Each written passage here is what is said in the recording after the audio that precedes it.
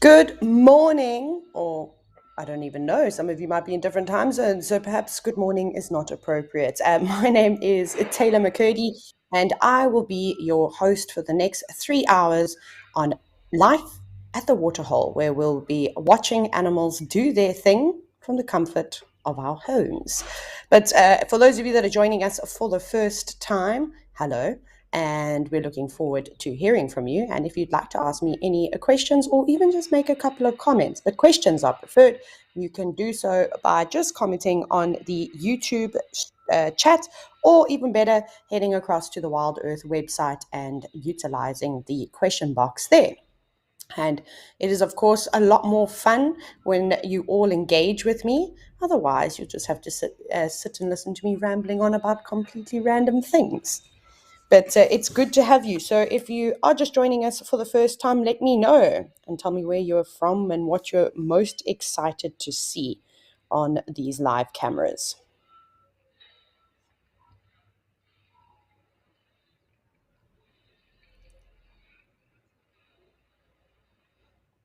But we are at Jamala, which is in Madikwe Game Reserve, right up in the northwestern parts of South Africa.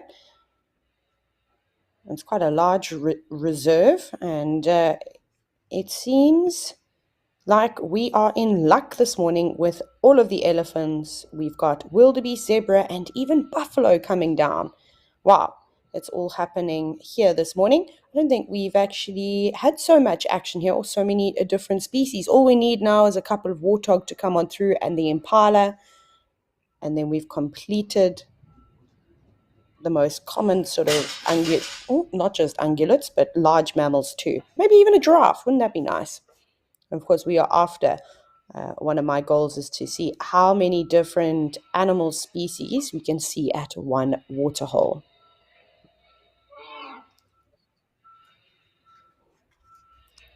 But I'm quite curious as to why all the animals are here. Perhaps it's going to be a hot day at Madikwe, but let's go check out what the weather has in store for the rest of the country.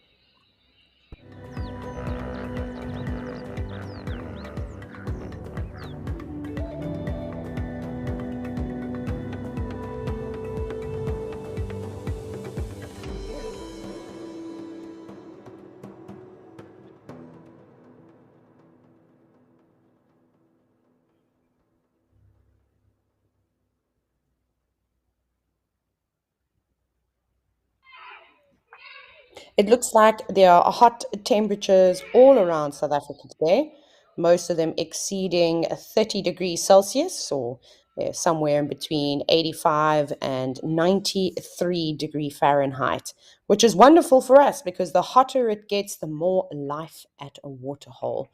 Um, it's cool to see the different elephants. You see some of them are red in color, and then there's one gray elephant. The breeding herd has obviously had a lot of fun in some of the red soil, where the bull that is in the gray coloration probably just arrived, and hopefully is going to spray itself and maybe eventually look like the color of the other elephants. But they're all gathered around in that corner, in case you're wondering, because there is a pipe there that occasionally tops up the dam. Can we have a look at the little elephant approaching the buffalo in the water hole? We might see something quite interesting. Hopefully the buffalo doesn't disappear behind the elephants. But I did see a couple more individuals. Hopefully they'll come down too.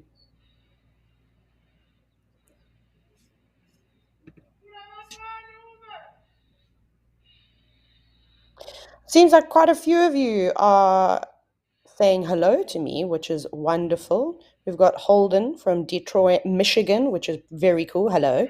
I also see that Isaac, you're hoping that we see some hippos today. Justin, you're from Cape Town. Haha. I hope you have pleasant weather. It's very windy in the Eastern Cape today.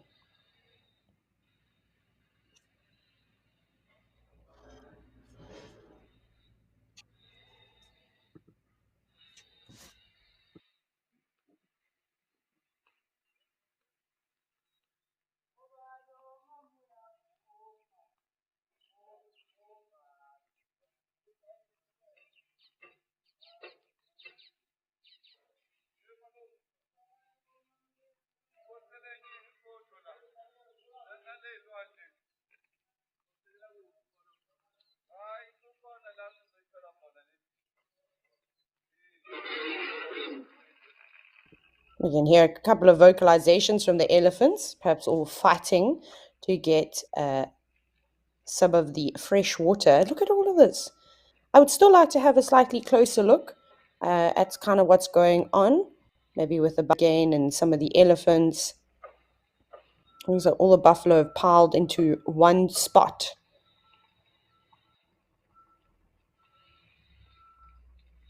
There we go. That's a lovely view.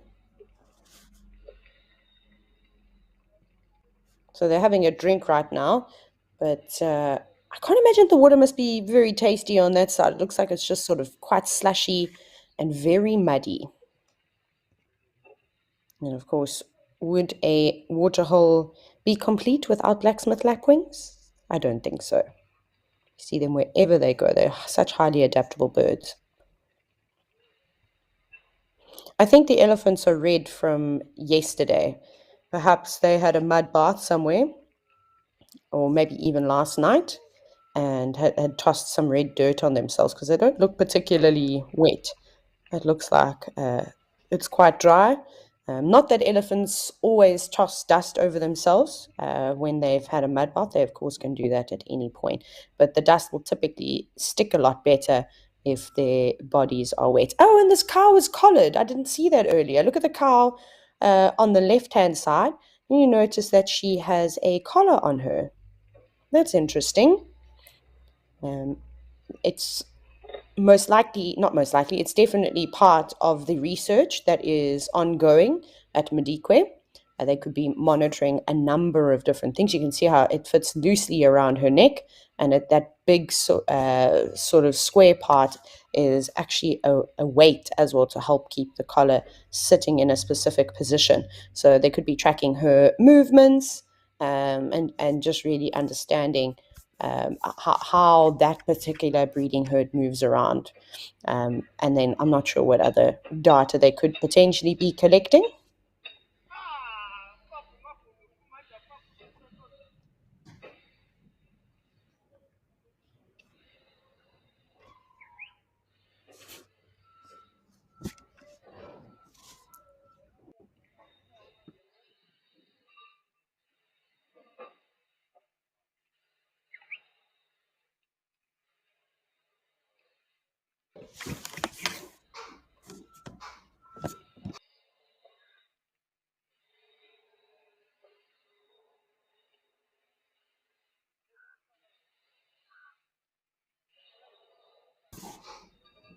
I think it's going to be exciting around Jamala, but because it's so early in the morning, yesterday I was speaking about how we could really take advantage of King's Camp and see what birds come around.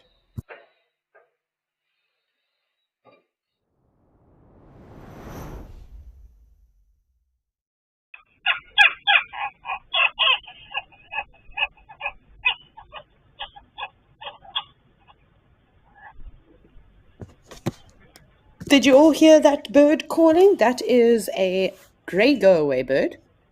Is making that sound, sitting just out of view, perhaps a bit higher up on some of the dead trees. And then the birds just at the background on the other side of this waterhole are helmeted guinea fowl. They've actually been here for some time now. Earlier they came in for a drink.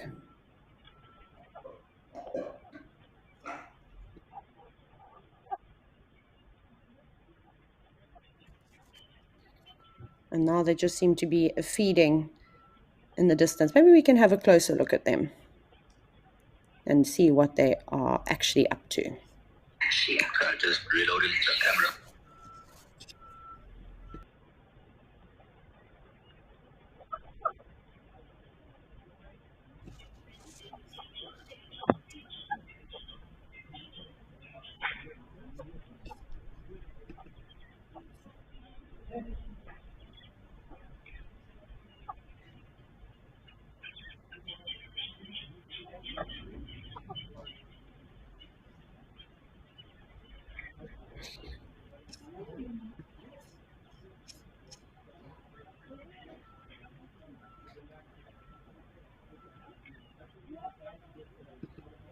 Just taking a little bit of time to to zoom in, but hopefully we'll catch him before they kind of move on off.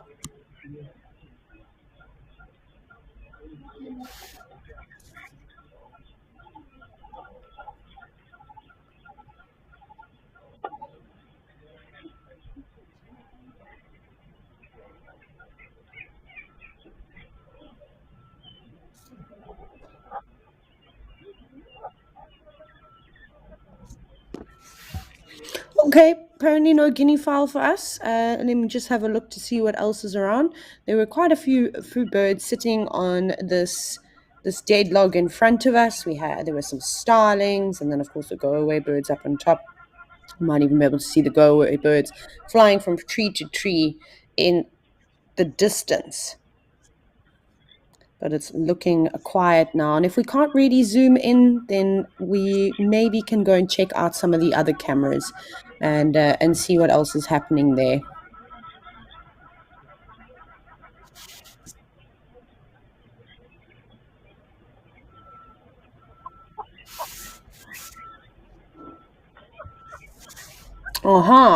Back to my favorite camera, which I could spend all day watching.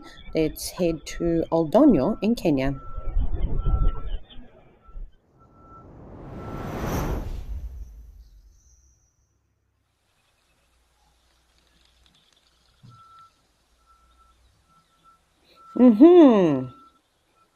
Right on time. Giraffe, eland, something we see every single day. This little pan looks like it's getting drier and drier.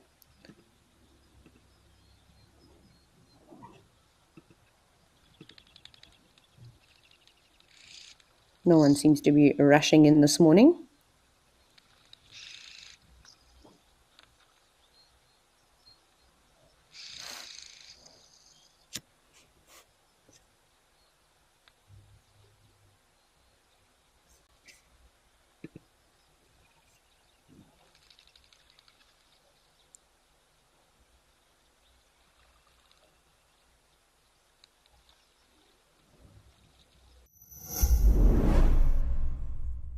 Do you love relaxing at a waterhole with the sights and sounds of Africa all around you?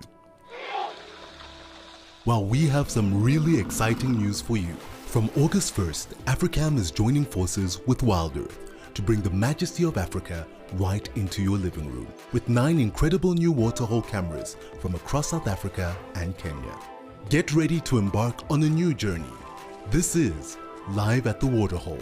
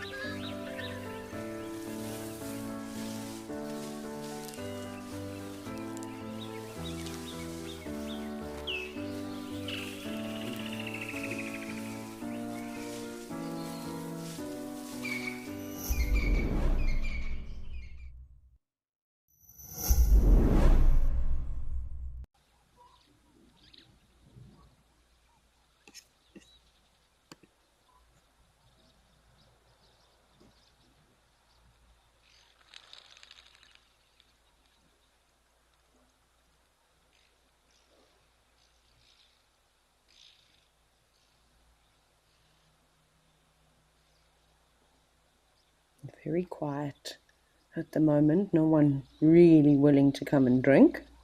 But this giraffe bull that's closest to us, are you going to go straight in? You're going to check out the female first, not giving her a wide berth.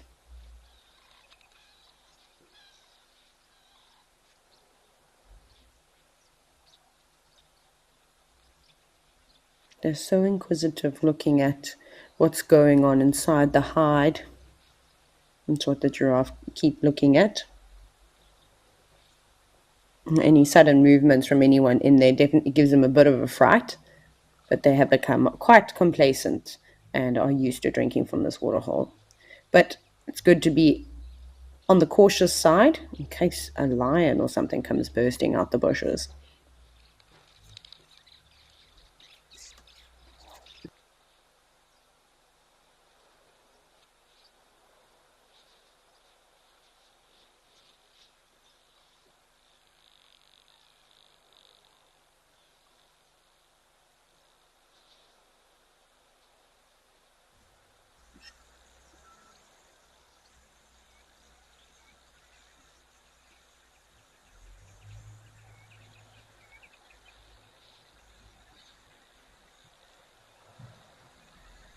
The wind is picking up quite a bit today, which makes me sad. There might not be as many birds that come down to the waterhole.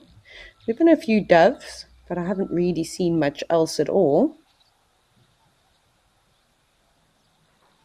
Yesterday we were really lucky. We had a sighting of one of the agama species, very briefly, which was an incredible find by the Zoomy.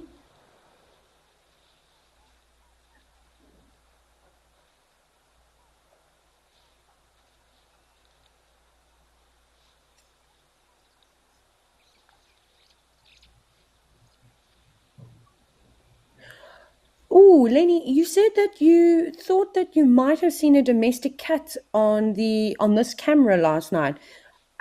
Can you describe its colorations for me? Maybe that would just sort of help me get a better idea, because there are African wild cats that occur, and they are not domestic cats at all. They have a slightly shorter tail than a domestic cat. They've also got black stripes along their legs and on their hind feet, sort of going up to where their ankle joint would sort of be. Also, the fur there is really, really dark and black. So if you can describe it to me, that's awesome. Otherwise, maybe if you can also Google a picture of an African wildcat and let me know if that's what you saw. There could be serval or even caracal, which are two other cat species that do occur, although they are a lot more elusive than something like the African wildcat. We tend to see them more often. I love the way some of that, like this giraffe cow. Come on, just drink. You're even licking your lips. You're so thirsty. But with the wind howling as it is today, they're going to be even more nervous, just because they're not going to be able to hear very well. Although giraffe have like truly fantastic eyesight.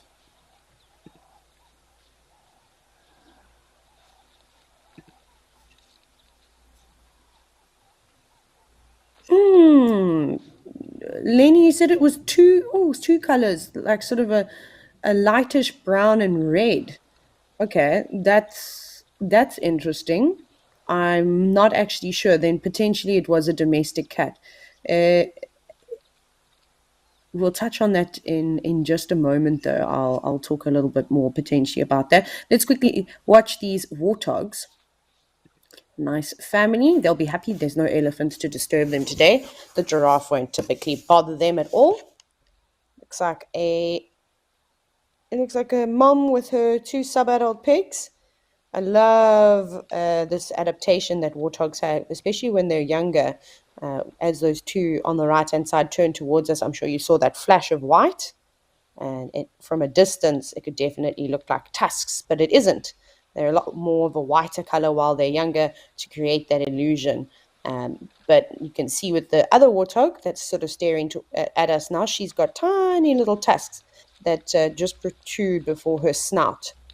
But it takes a couple of years. You can see with some of the younger ones, They're just starting to develop their tusks, but you can't see them very well.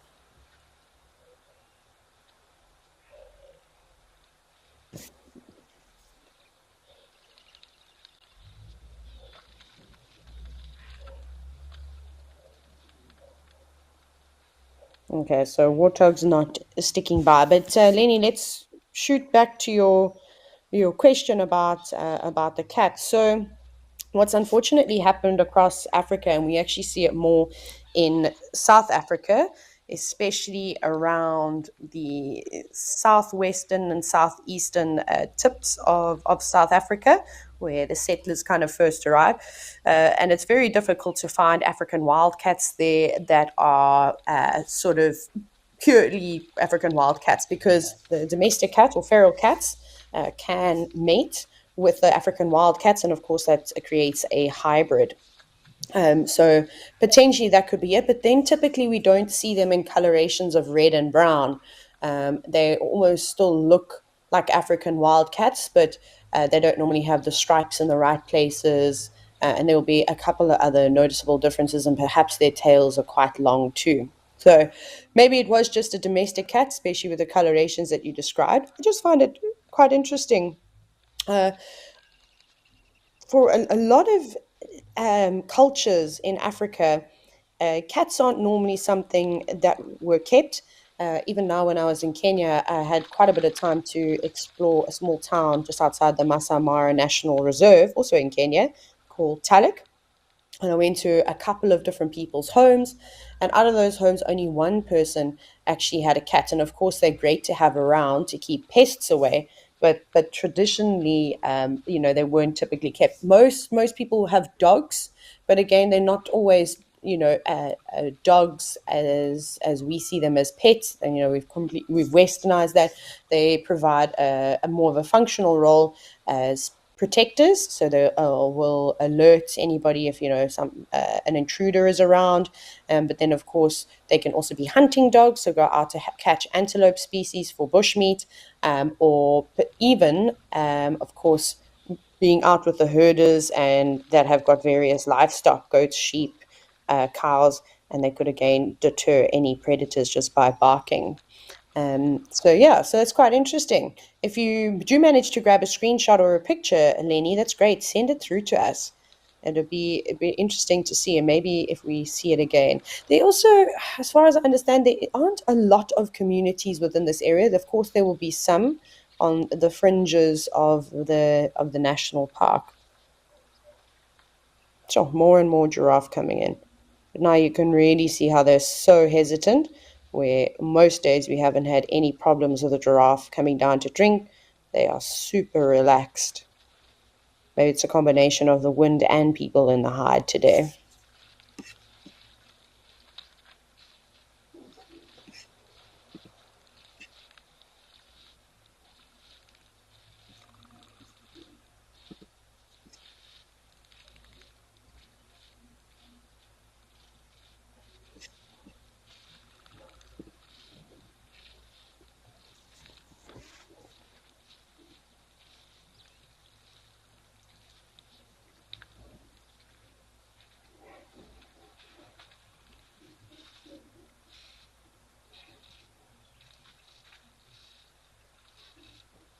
I've actually just been sent a link of the video of this cat.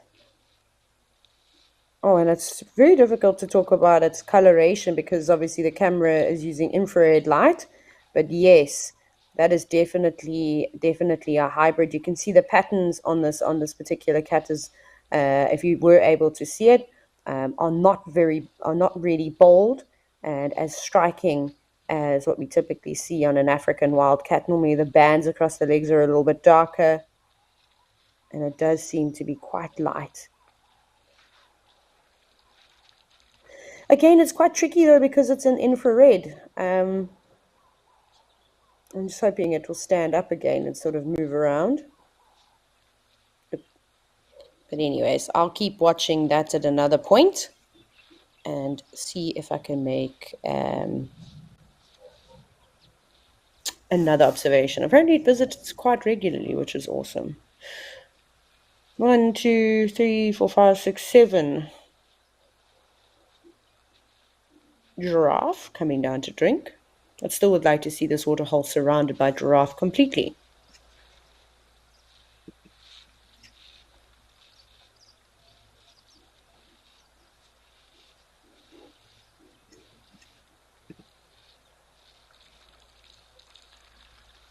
You can even hear the water splashing as they flick their heads up.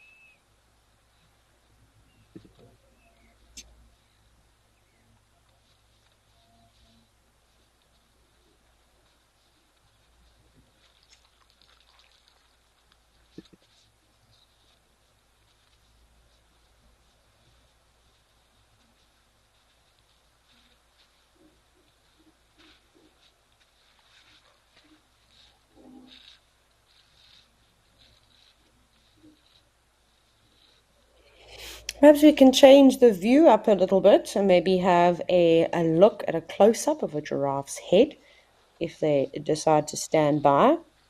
And this is also, I can see that there is quite a young giraffe, not a young, not super young, like not a calf. This must be a couple of years old, maybe between maybe 2.5, 3.5 years old, somewhere around there. That's the one on the right-hand side that we're looking at. And we were talking yesterday how I was hoping that we would get some younger giraffe.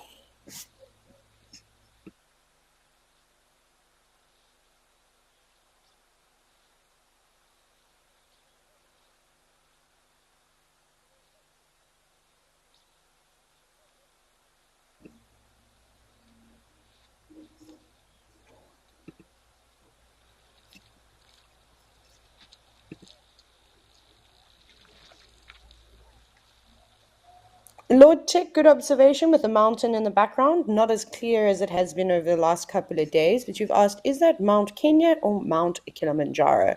Lord Chick, that is in fact Mount Kilimanjaro. So you should keep watching because on the days where it's crystal clear, no haze, no cloud, you can even see snow on the peak, which is kind of just behind where the bulk of the giraffe are and where the cloud cover is. Sadly, so much of the snow is starting to melt.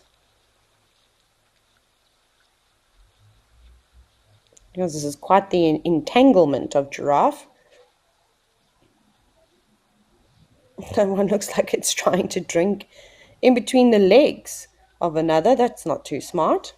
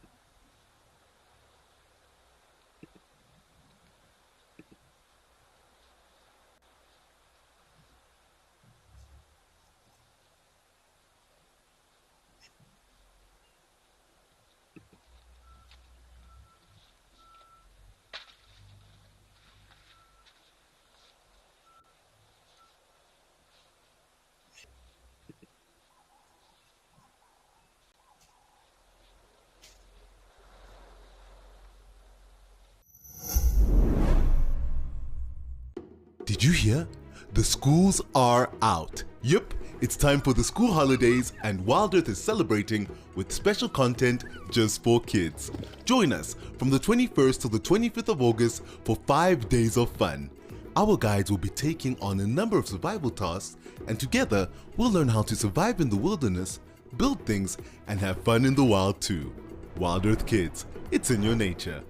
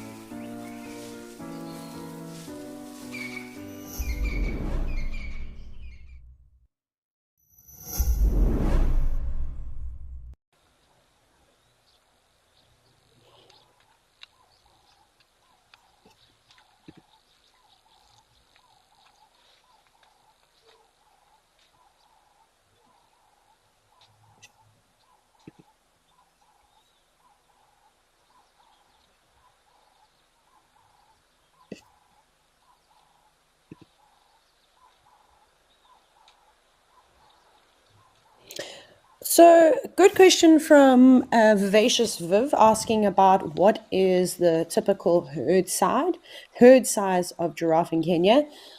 Oh gosh, it could vary anywhere between 3 and 11 individuals. However, I do think that they get larger in Kenya. I think it depends on which ecosystem they are found. I haven't spent any time, unfortunately, in Tsavo, Amboseli, or Aldonyo, which is sandwiched between the two. So I can only really talk about the Masai Mara. And my goodness, I have seen, I don't know, maybe 20, 30 giraffe together before. And what's interesting is that they, for such an iconic animal, they really have not been studied very well. Can you believe it? So there's a whole bunch of new research that's coming out at the moment. And one of there's two new things that they have realized about giraffe is that in fact they're a lot more social than we ever thought they were. So for a very long time, and you can read in many books, they talk about a giraffe having either a temporary association type of social structure or a very loose social structure. They use those two terms to typically describe it, but that's not the case at all. The breeding herds, so they're typically made up of females and youngsters. And then the bulls tend to also spend a lot of time either on their own or in small groups, and occasionally you can see them socializing with the breeding herds too. But the females within the herds are actually quite closely related. This is the new research that they've suggested, and it's very similar to the social structure of elephants, so a matriarchal system. There will be quite a few older females within this herd, and are basically vital to the rest of the giraffe by passing down various information, where food might be in times of drought, where water sources are, migratory routes, all that type of stuff. So that is fascinating. And it's the same thing with males. They're also realizing that they're a lot more social than what we have ever thought before. This is an enormous eland bull.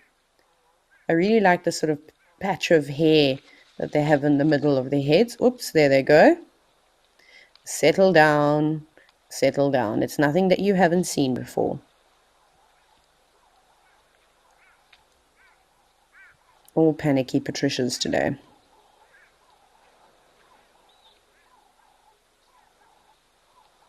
Lots of biting flies bothering them. That eland on the right does not seem to be particularly impressed.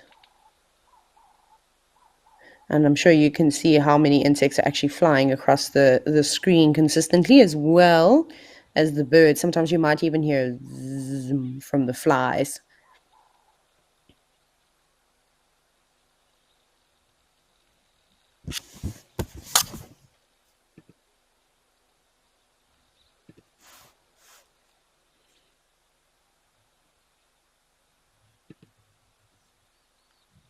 And giraffe have some of the best eyesight. I don't know if you know this, of a lot of the mammal species. Of course, they've got the height advantage with their eyes positioned, with their necks towering over pretty much most of the trees. Not all of them, of course. There's some tree species that are taller than giraffe will ever reach.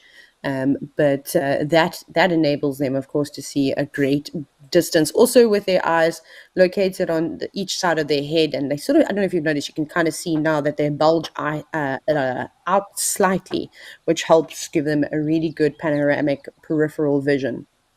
So that's going to be super handy to them.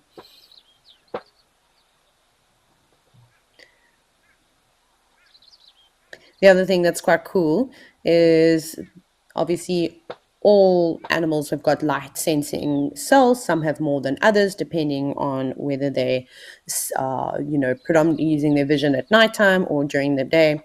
But they don't. Have you ever noticed that a giraffe doesn't have to look down while it's walking, even though it's so tall? So because of that peripheral vision, it enables them to be able to do that without tripping over their feet or necessarily tripping still tripping on a rock or something like that. They've also got fairly good color vision, and that'll help with choosing the right type of leaf. Obviously, everyone wants to eat the most nutritious vegetation, and giraffe want to eat the nice young green leaves first rather than the older stuff.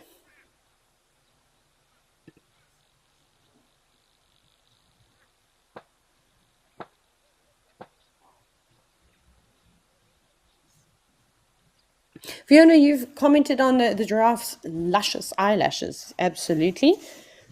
We as humans, I think, have forgotten the purpose of our eyelashes, and everybody wants the fullest, thickest, longest eyelashes because it looks beautiful, it looks pretty. But they are functional, and especially for us and of course animals. But you can imagine with a giraffe, it sticks its head into trees all the time. So having luscious, thick eyelashes like that will help protect the eye. Of course, they can potentially close their eyes when they go into vegetation like that. It also helps keep dust out. That was awesome. This is such a great view. You see her munching away.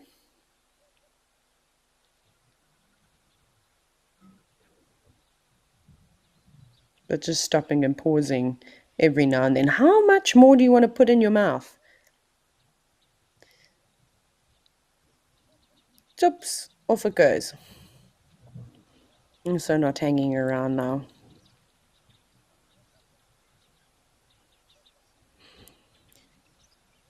Bye, giraffe, and the rest of the animals will probably be back here a little bit later. It seems like Jamala is still filled with life around the waterhole.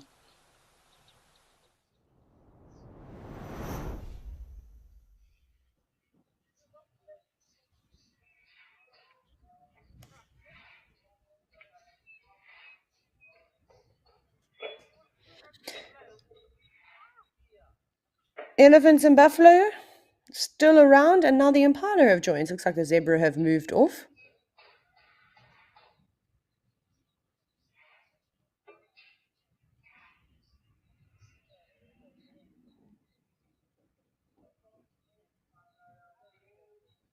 A young elephant just having a dust bath. Maybe we can have a closer look at this young elephant if it sticks around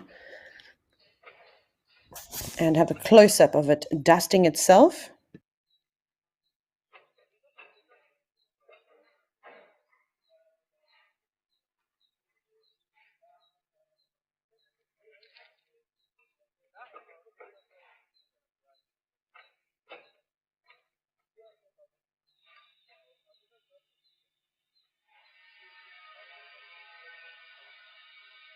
That is awesome. Oh, wow, look how it just expelled some air from its trunk and created that little mini sandstorm. You can see how it's just trying to scoop up the soil. And are you going to eat some, or are you just tossing it under your chin? With there being a lot of moisture also around the mouth, once they've eaten, the flies will bother them. But I think that this elephant might be performing geophagy. And yesterday we were watching it quite a bit.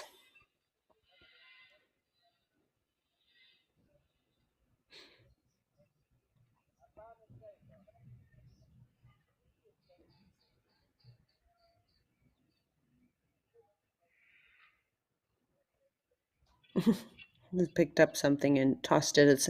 It's also truly amazing how sensitive those little fingertips are at the edge of their trunk, and they can pick up really small objects.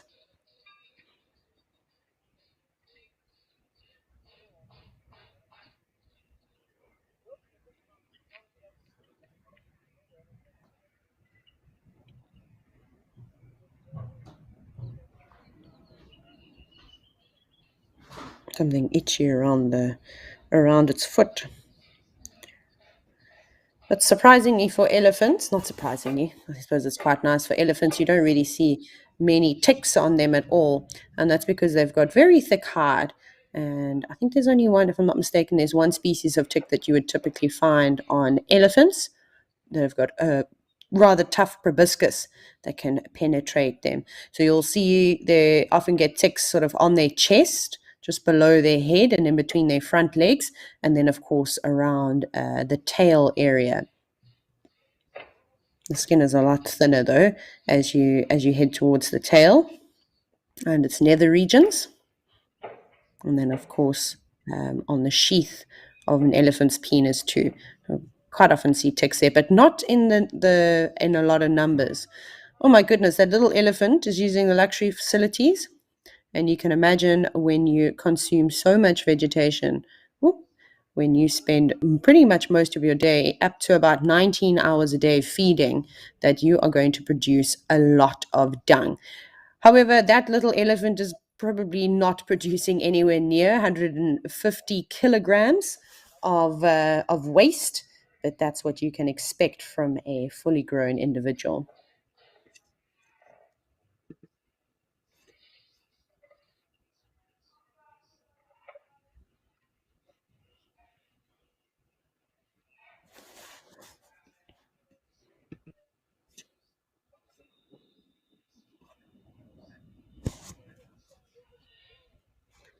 Tammy, yes, it is really, really impressive how elephants use their trunks. It's such a great adaptation that they have.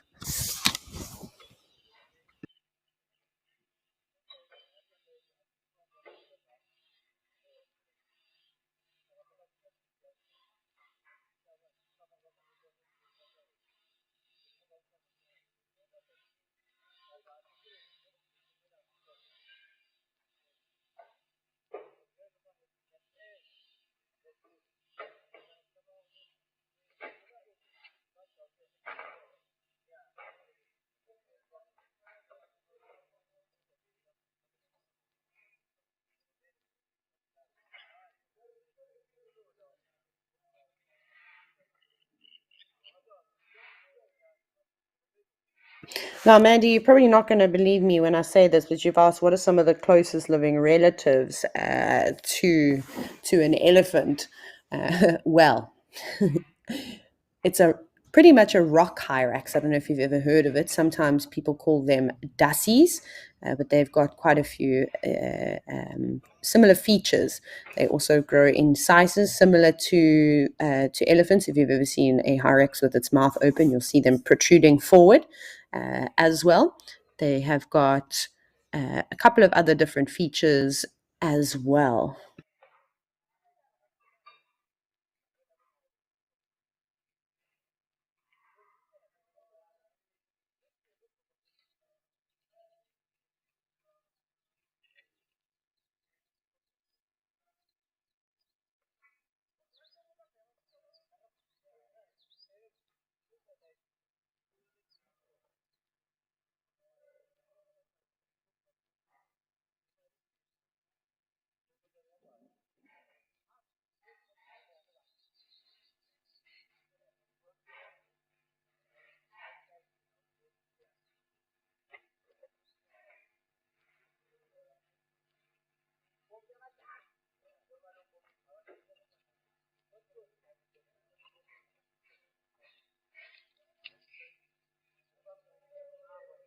Oh, sorry, I seem to have accidentally muted myself there. Sorry, Mandy. I was actually continuing the conversation of elephants' closest relatives. I don't know how I did that, but other other creatures that could be or closely related to elephants are things like a dugong.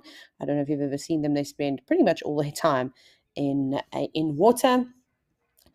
Something that I've actually never seen before, which I definitely like to. And then of course manatees. I suppose elephants behave like those aquatic creatures, especially when they're in the water. They porpoise around and have the most amazing time. Obviously, they just don't look particularly like one another. But again, taxonomy has changed dramatically, and it's all going on genetics.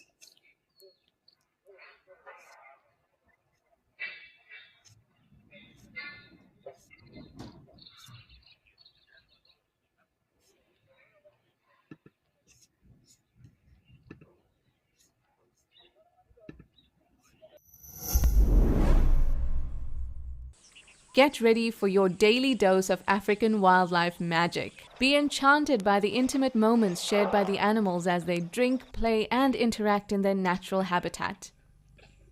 With our daily wildlife videos, you'll experience the thrill of safari adventures without ever having to leave your seat. Let the wild adventure unfold right before your eyes. Africam, always live, always wild.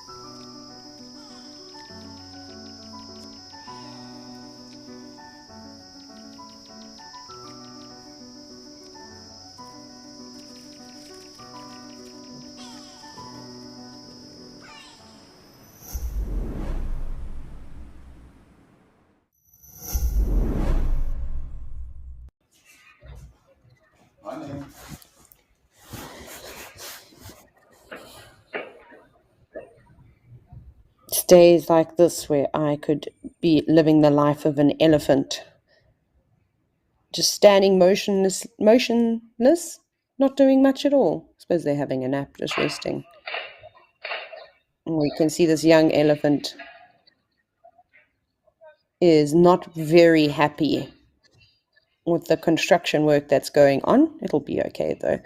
For those of you that don't know, WildEarth is heavily relying on donations to help keep the show going. So if you are able to assist with this, everyone will be greatly appreciative. And you can do so by heading over to the WildEarth website and clicking on the link that says donations. Any amount helps, every little bit.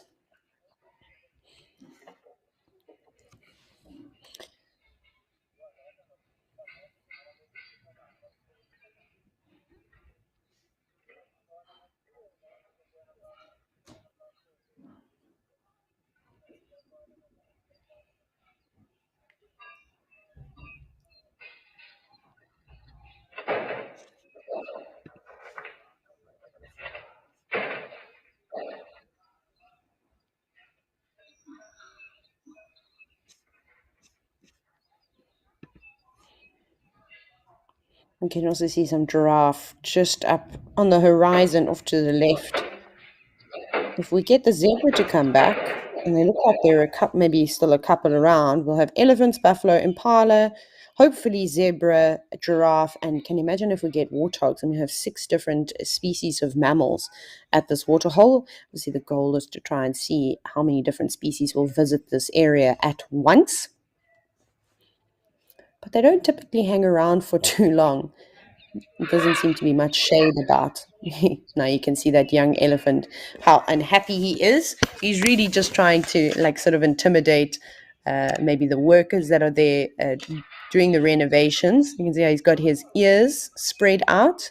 So that's himself trying to make himself look a little bit bigger. He obviously kicked sand in the direction and gave a little bit of a trumpet.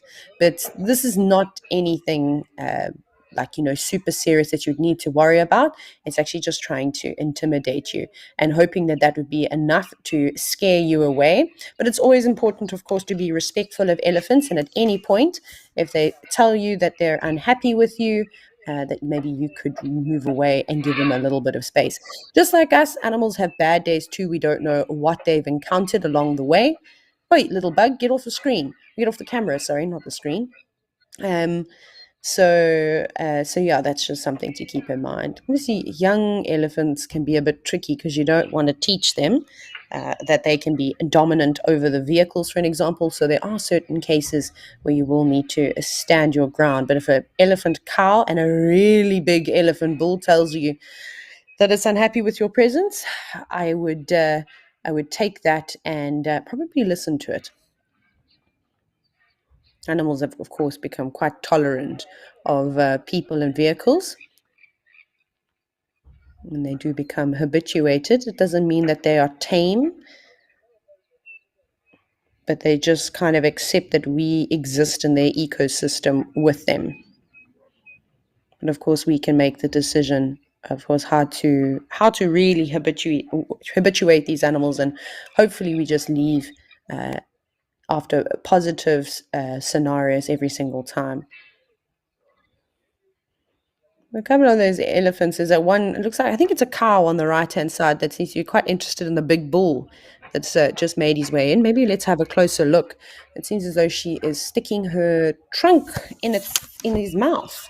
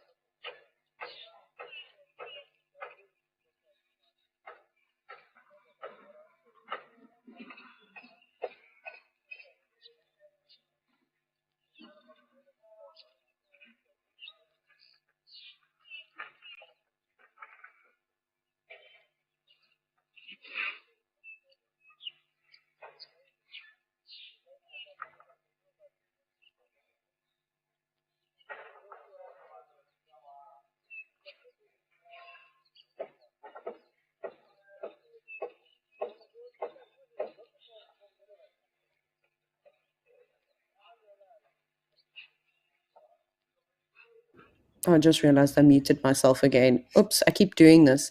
Um, so I just actually mentioned how it was quite interesting that that elephant bull came in and the herd didn't really mind his presence too much. He didn't come in all boisterous. Let's see though, when he moves away, obviously there everyone's getting out of his way because he's just finished drinking. Oh, sorry, it looks like it's a young bull on the right, not a cow. Now that explains why he was perhaps so fascinated by the big bull, kind of in awe.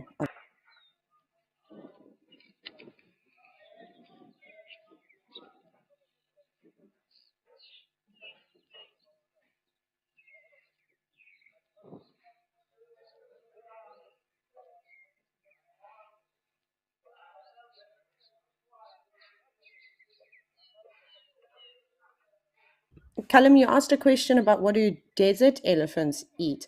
So, as you can imagine, elephants that reside in arid areas, they have to change their diet up quite a bit. Oh, is that elephant going to chase the buffalo? Poor Buff. And he probably just chased that buffalo away because he could and he wanted to. So during, especially when it's dry, they're going to have to rely on eating perhaps whatever fruit species might occur, maybe some melon species, whatever leaves on trees that they can find, maybe even things like sedges.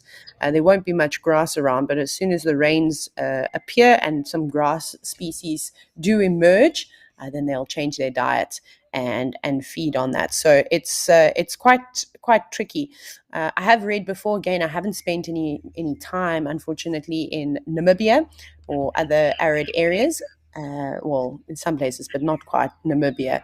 And they do tend to feed on a lot of toxic plants. And there's two specifically: the ink bush and the castor oil plant, which is an exotic. It doesn't naturally occur in Namibia.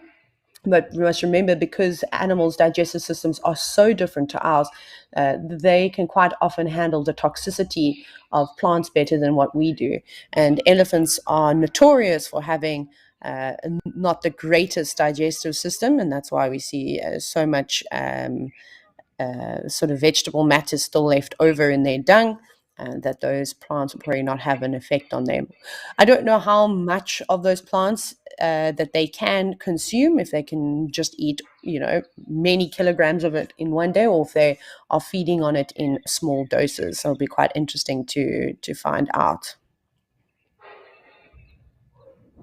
Unfortunately, there are a lot of invasive species all over the world, and quite often the exotic plants tend to do quite well in unfertile soil.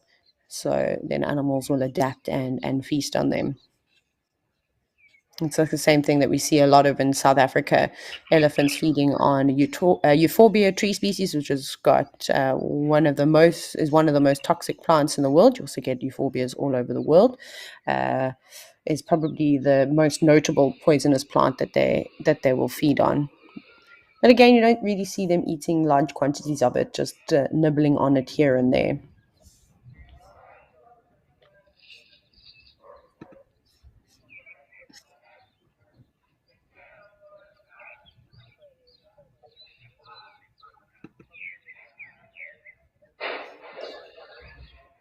But of course, as you know, this is not the only camera that we are able to watch. Let's go check out Tau Lodge. Perhaps we can do some birding again, or maybe some large animals will be there.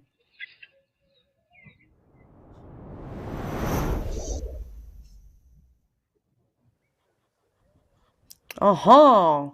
Goodness gracious, we've got a migration of wildebeest and a couple of waterbuck. And then just in the foreground, I can see some white-faced ducks, some whistling ducks, sorry. Just a couple there, and then there's something else, maybe like a little sandpiper of sorts or so, frolicking about, or a green shank in the water. It's a bit difficult to tell from here, but we'll have a look at it in a moment. All the wildebeest just resting up, not quite ready to start their day. I don't know if this is where they spent the night. It's actually quite a nice area. and you'll see that quite often with a lot of the herbivores, and especially things like zebra, impala, wildebeest. If there are big open areas for them to stand in when the sun goes down, that gives them a better opportunity to essentially see if any predators are approaching them. And you can see how bare the ground is here. So it would be quite difficult, even on a dark night, for something like a lion to sneak up onto them, but they will try their best. Those lions will have to do it quite slowly and move very low to the ground. So any animal that has the tapetum lucidum, which is found just behind the retina, that actually helps reflect light back into the eye itself, which gives animals fairly good night vision. Obviously, something like wildebeest, their eyesight is not, or even the waterbuck is not as good as something like a lion or a leopard at nighttime, but they are able to see a little bit, much better than us. Also, a couple of black-winged stilts.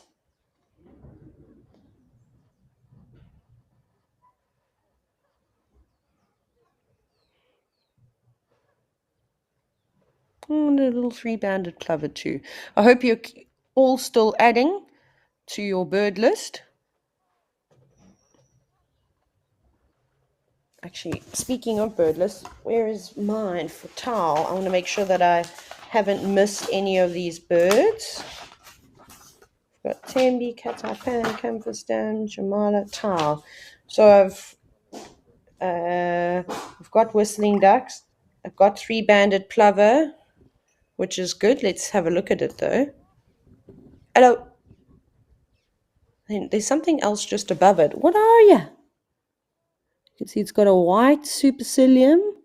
I can't see if it was yellow legs.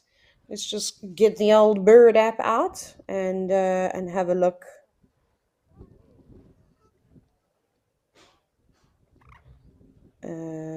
Sorry, I'm just trying to get my bird app out. Let me quickly have a look. Let's just check out sandpipers first. It's always hard to remember which one is which. So maybe a common sandpiper, because I also noticed we said the white supercilium, but then it had quite a light patch underneath its eye too, and it didn't look particularly big. But if we see another one, we will check it out.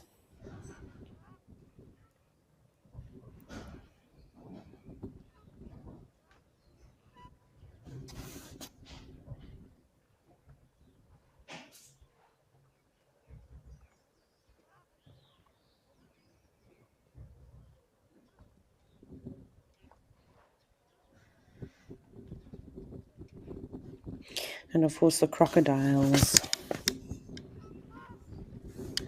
just basking in the sun.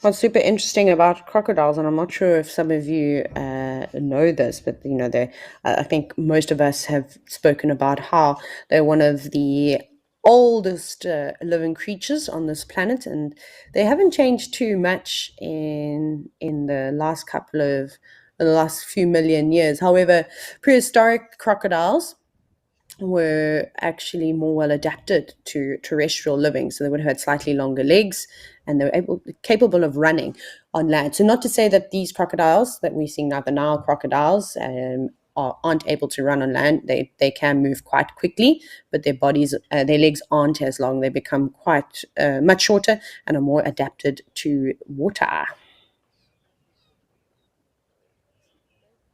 And then if you've ever watched Jurassic Park, perhaps you've seen, I forgot which species it was, what it was called, but out in the ocean, there was a a dinosaur that kind of had a very similar face and elongated snout like crocodiles do, but in fact they had flippers instead, and that was during the Jurassic period.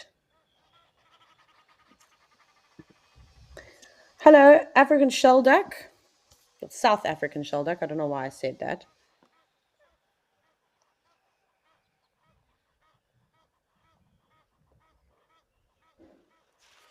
The one that we were looking at with the white face. That's the, oh my gosh, that's a female. And then that's a yellow-billed duck.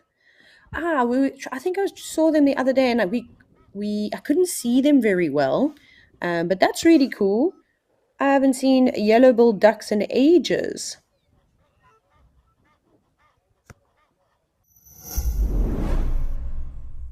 We love all the support. We read all the comments, and now we want to acknowledge our biggest fans. Do you know when Ribbon was seen last? Or the names of June's cubs? Do you remember the last time we were up close and personal with an elephant? If you answered yes to any of these questions, then you are in for a treat. WildEarth's Fan of the Month. We are looking for you. For more details, make sure to read our monthly mailer and keep an eye out on our social media pages. WildEarth, it's in your nature.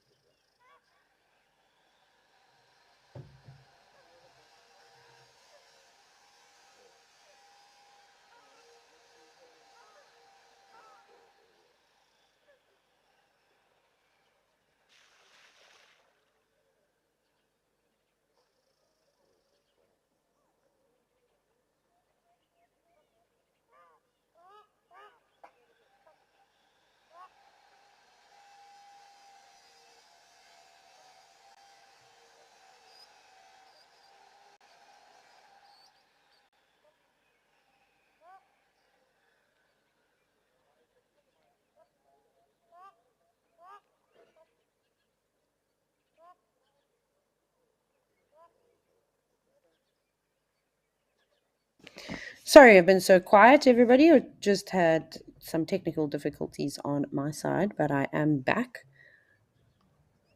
Hopefully, I can figure this all out as we go.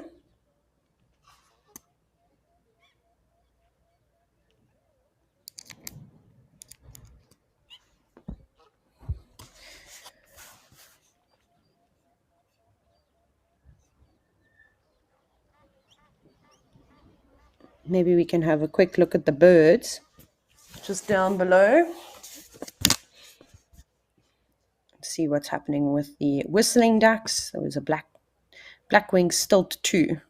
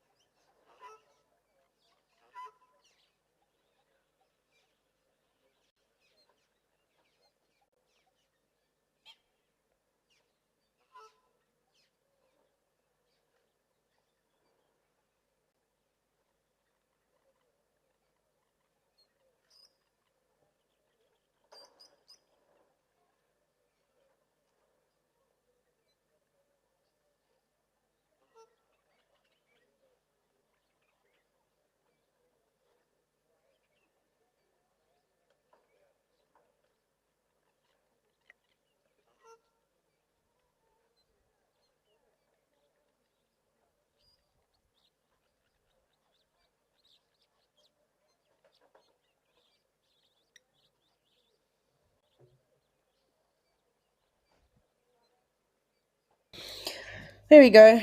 My apologies. I'm not able to rectify some issues on my side, unfortunately, but I am back.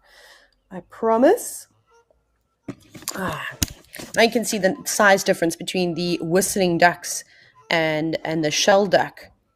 They are quite large, the shell ducks, and there are so many features of the shell ducks that make them more like geese. I'm wondering if actually just going to have a look if any genetic testing has been done on shell ducks and and whether they potentially could reclassify them.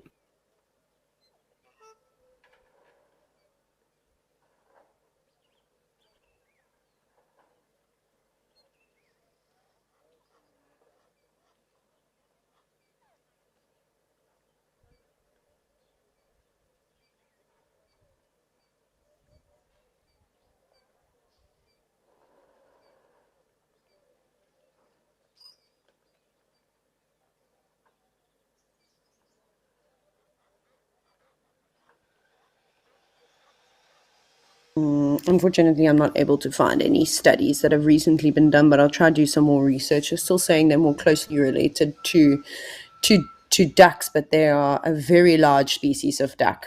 I mean, even when we saw the yellow-billed duck for a moment, they're also so much smaller. We're just having a quick scan around the water's edge to see what else we could potentially find. And this is a really cool thing to do. Maybe we even see a crocodile pop its head up. Or maybe a terrapin, a snake. How cool would a rock python be?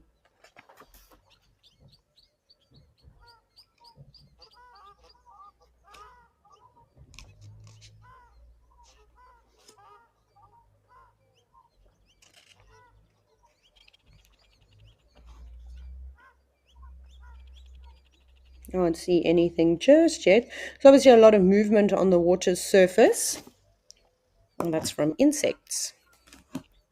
Haven't seen any big bubbles which suggest some fish species.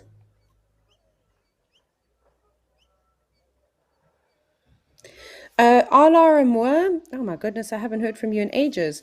You've asked what is the very white bird. We'll have a look at it again when we scan around, but I think you're talking about the black winged stilt, right? Even though most of its body is white, it does have the black, unless it was something else that I missed. There could also be egrets in the area, which are traditionally quite white in coloration too. But we'll keep an eye out for that white bird again, just so that we can confirm.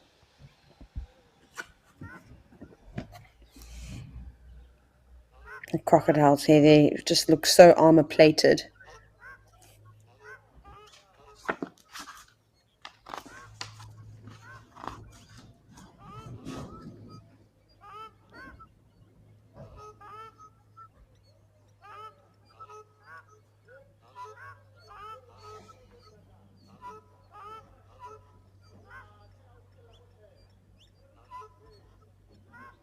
What's that?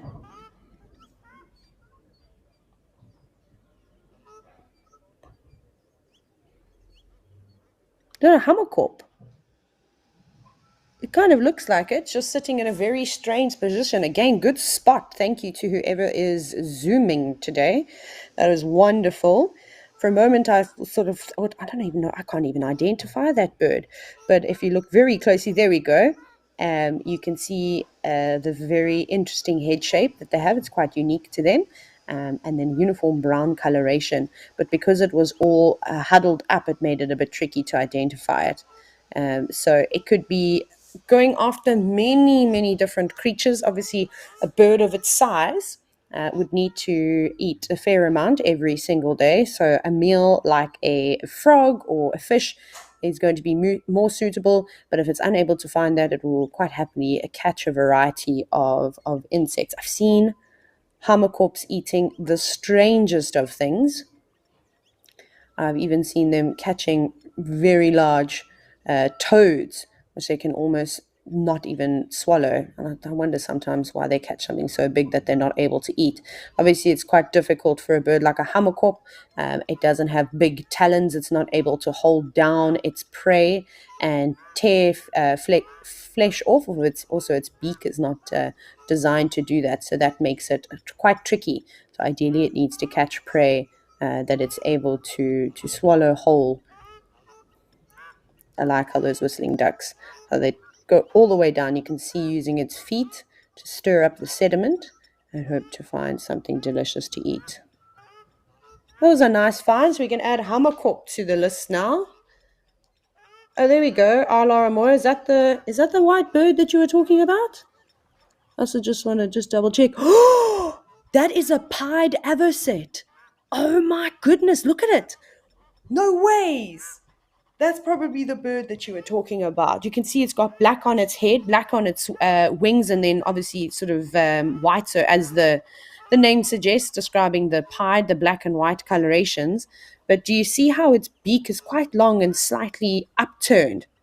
There's really nothing else that could be. Wow, that's an awesome bird. Get out of the way, Waterback. I mean, you're also great, but we'd like to have a look at that that avocet. That's such a special bird to see. A waterbuck, though, wanting a moment of fame. Then keep going another step. The waterbuck was just grabbing a mouthful of the aquatic vegetation that's growing on top. And that's much better than eating the dry grass that's sort of whatever is left of it at this time of the year. Towel. Okay, so we're going to do pied avocet. Wow. And then what else have I not added here? Spoonbills, shelduck, and then hammerkorp. I think this is the area that we have seen the most birds at now, is at Tower Dam, which is awesome. But it is so diverse with, obviously, it's got nice open water, and then, of course, those areas that are saturated with grasses and other aquatic plant species. So this is perfect for this pied avocet. They like big open bodies of water rather than, say, something like the hammerkorp would prefer, but again, they're so highly adaptable.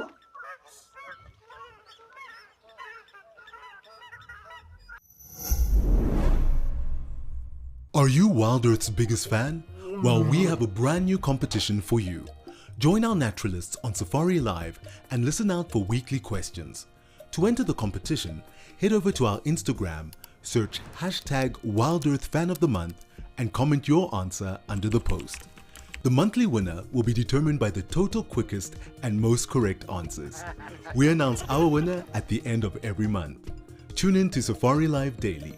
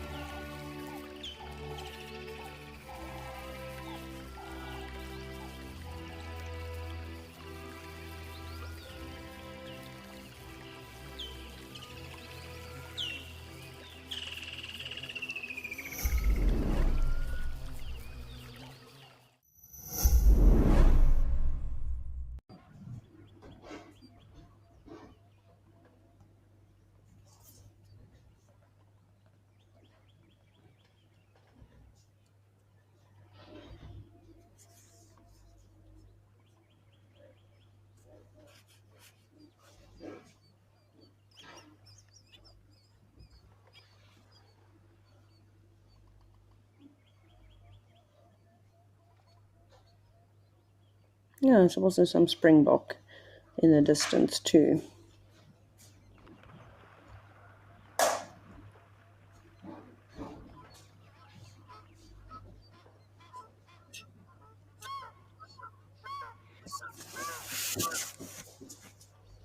So once again, just having a scan around.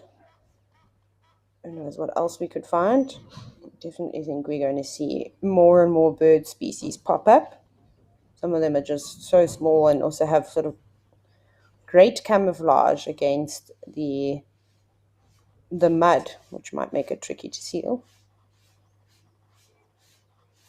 Oh, look at that! Is that a spurwing goose that we can see? It looks like it.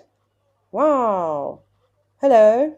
It is indeed a spurwing goose.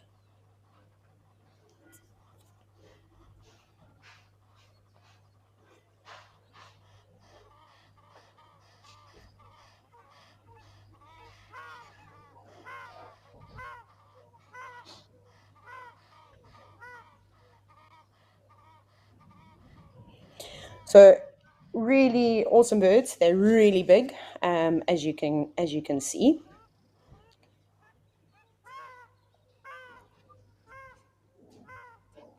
Look at those ginormous feet. They leave really interesting tracks on the floor, on the ground. So just like Egyptian geese, we'll try and follow the spurwing goose off to the left for a little bit. But just like Egyptian geese, they do prefer to eat plant matter. So they also graze a lot when the opportunity is around. It's moving quite quickly now. I think if it's possible, can we stick with the spurwing goose for a little bit? And then we can come back to those ostriches. Never mind, we'll stick with the ostriches then. Oh, it was so nice to see the spurwing goose. Here we have two male ostriches. Hello. Pecking at all sorts of things on the ground, probably eating some stones occasionally, which definitely help grind up their food, because we know birds don't have traditional teeth like we do. So they need some things to aid their digestion.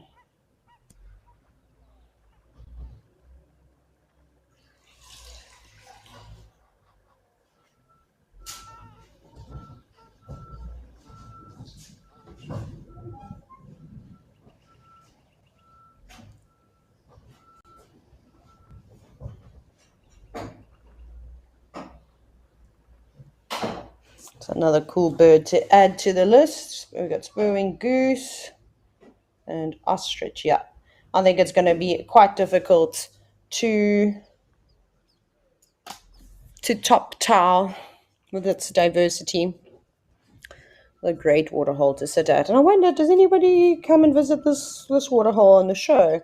I know James is in Madikwe. Oh, I did ask him, and if you were watching yesterday, to go and check out what on earth the wildebeest and impala could be eating at Jamala, and he said absolutely he would. It wasn't too far away. He said he's also seen the wildebeest performing geophagy, so eating the soil like we've seen the elephants doing, but it looked like they were maybe pulling out something off of the ground, but hopefully we can figure that all out as time goes by.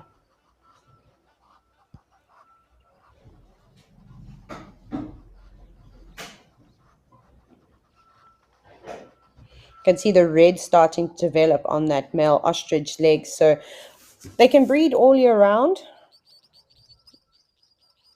But that's sort of a signaling that he has got his breeding plumage and his bright red legs to hopefully attract a mate. There's just the two males, though. No females in sight, but they could potentially not be far away. And of course, I'm sure you all know this, but it is the largest bird species in the world. It can weigh over 100 kilograms.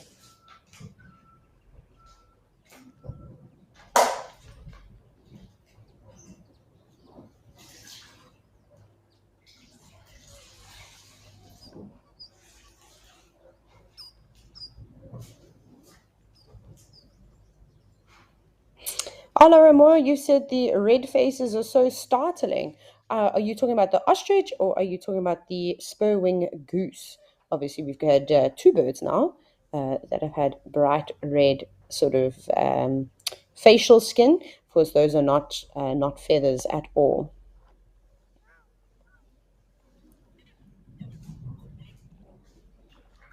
I'm just wondering though, this looks like it's obviously a male because you can see the very white underbelly. I think it is a youngster still. I will perhaps an individual that hasn't quite got its adult plumage just yet. Would you explain maybe why it's on its own? So when the males mature fully, they actually get quite a bit of white around their face and on their head. Well, not so much on their head, sorry, kind of more just on their face. So this one has yet to reach maturity.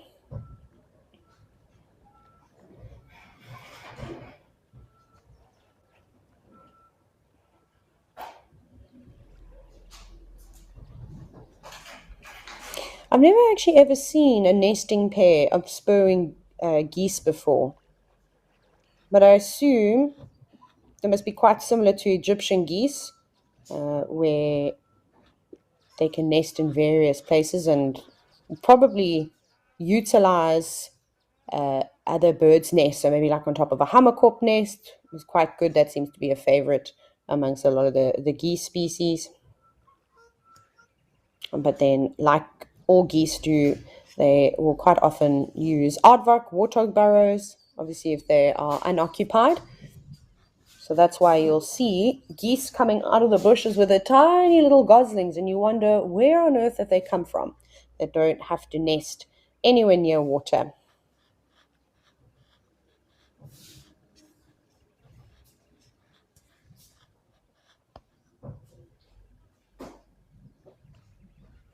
Annette, you've just said that Tao just keeps on giving. Absolutely. And it's just really just interesting to see the more we, sort of search around, the more we start to see. It's now starting to get really hot and there's no rain in sight. So a lot of the bird species are going to be flocking to the more permanent water sources. I haven't seen all the dams that are on Madikwe, which I imagine there are quite a few. We've obviously seen that Jamala is drying up quite a bit, and because there's so little water around there, and with all the larger herbivores congregating around that area, it's not really good for, like, say, something like a spur-winged goose or even that pied avocet. They won't enjoy that space at all. So I think in the next month or even two, we should start to see even more bird species coming around here. This is a huge flooded area, and it is going to provide a lot of life.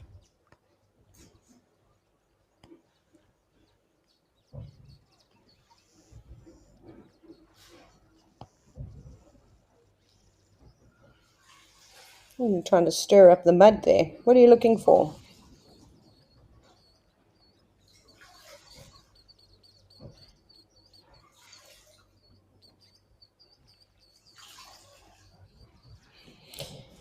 So typically in winter, a lot of the geese species actually lose all their feathers. I was talking about it the other day with Egyptian geese. I can't remember which day it was, and how I'd see them floating on the Zambezi River, which is obviously quite a risky thing to do, especially if you aren't able to fly away.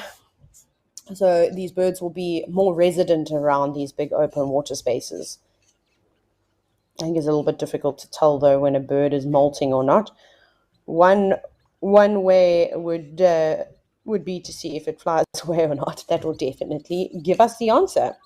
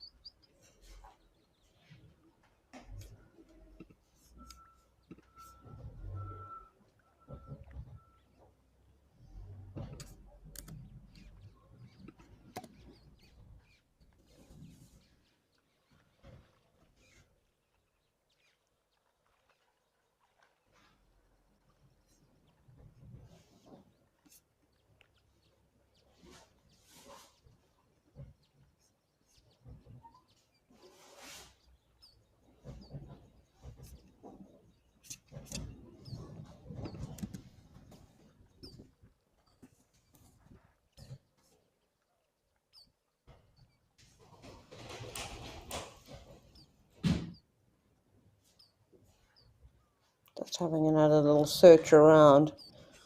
It'd be nice if we could see some monitor lizards too. I'm sure at some point we'll see them frequenting this area.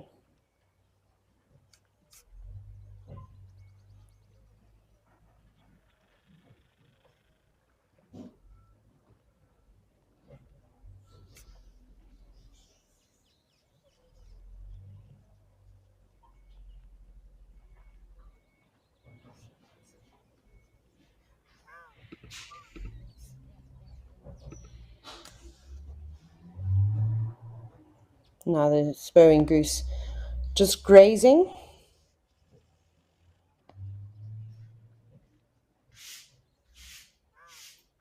Oh, interesting question from Stacy. I have to think about this. What bird has had my biggest reaction to? Which one have I been most surprised by? Um, Gosh, I really need to think about this now. Oh, I've seen so many cool birds. I've really been so lucky. Honestly, this part ever said I didn't even think about it and being here. So, and they're so unusual looking. So I think the first time I saw one of those was quite an epic moment. A couple of years ago, I went to there's a three-banded plover again. I was at Punda, and we did Big Bird Day there. So we went and checked all the different ecosystems, and going into the sand forest was probably my favorite because it was the first time I was able to see an African broadbill, which was so cool. I even got to see it do its display. So that's probably one of my biggest birding highlights. I've been very fortunate. I've seen lots of Narina trogons, which are epic. And then I saw the Malagasy pond heron that was also around a Punda. I think it was 2018. Was it 2018? Or was it 2017? Can't remember which year it was now, to be quite honest. It actually must have been, no, it must have been 2018, end of the year, which was quite cool.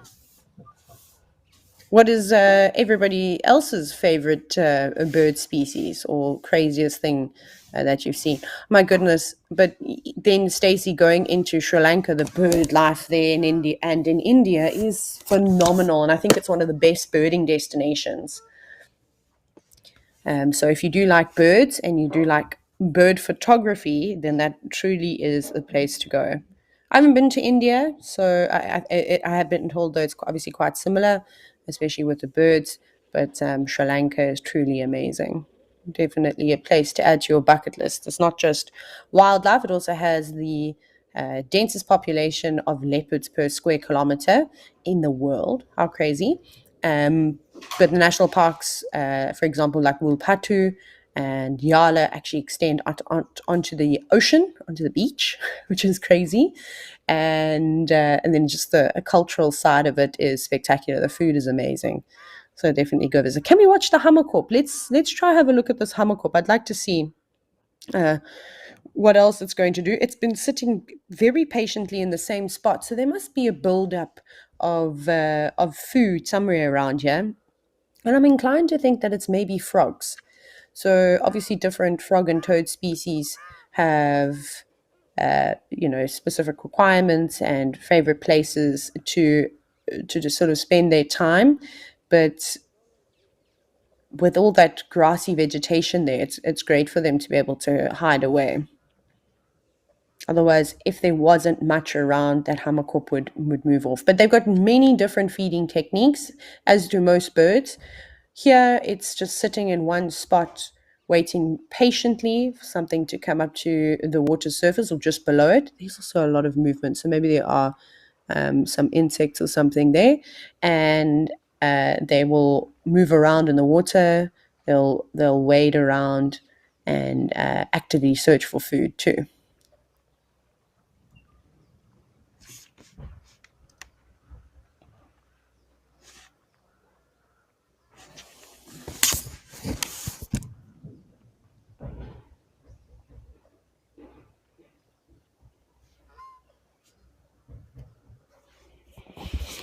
I wonder what those whistling ducks could be searching for. They've got their heads right underneath the water. Perhaps they're getting down into the mud, maybe stirring up little crustaceans or worms. Who knows what's under there? There's so much life in this ecosystem, especially below the surface of the water, that we won't even know that's there. I haven't found any studies, but again, I could probably look a little bit harder. If anybody at Madikwe, because they've all have an extensive research team, have sort of focused on the freshwater water systems and kind of figured out what exactly is occurring there, like what type of fish species they might see. Um, and there's obviously a whole host of other organisms that could occur. Maybe brine, I imagine there must be, no, maybe not, maybe brine shrimp or something like that.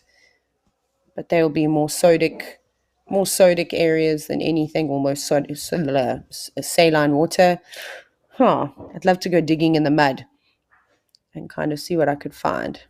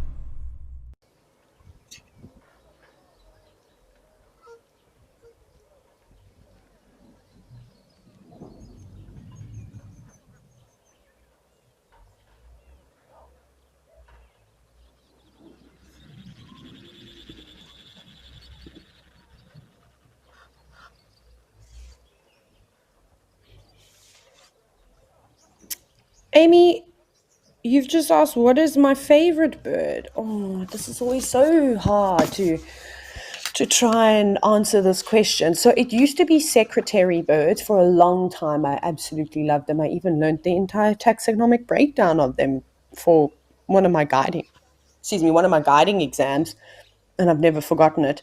But I then didn't see secretary birds for a very long time, and I had an amazing experience actually in Botswana in Mashatu, so literally not too far away from where Madikwe is, and I was walking through camp and there was this flock of white-crested helmet shrikes, and because they spend a lot of time in camp, they become quite used to people, so they don't sort of fly away from us. They just carry about on it with their day. And there was so much leaf litter on the ground, and I probably spent maybe about 30 minutes watching this one flock, and they were flying around me. I just sat down on the ground really quietly, and they were going through the leaf litter. Some were feeding up slightly higher in trees.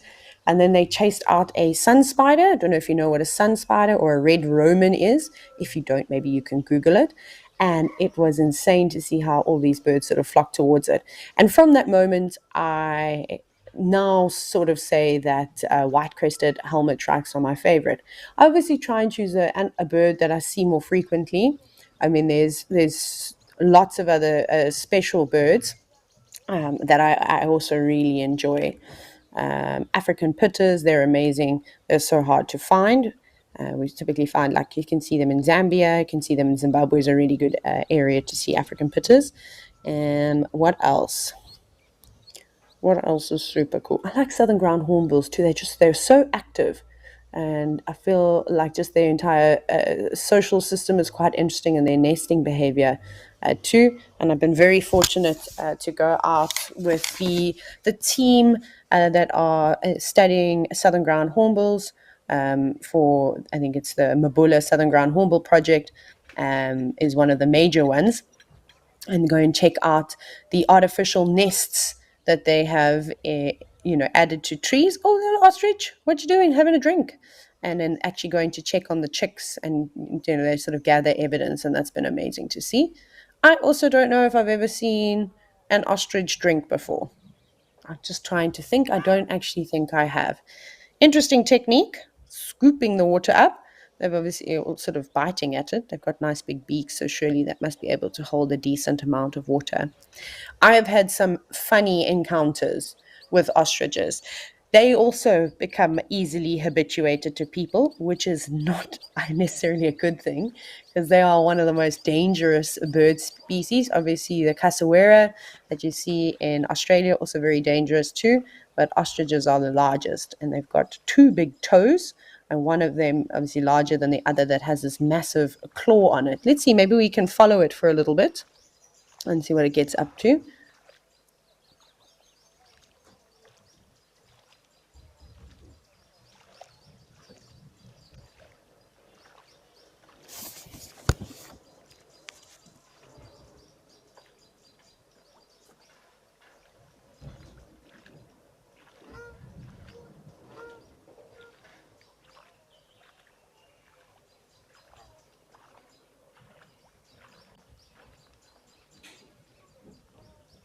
Okay, maybe we'll leave the ostrich to later then. That's a much better area though for zebras and wildebeest to come and drink. Nice and flat, easy to get into. Warthogs! Hello, warthogs. There's one just to the right of the zebra. Maybe we can have a closer look.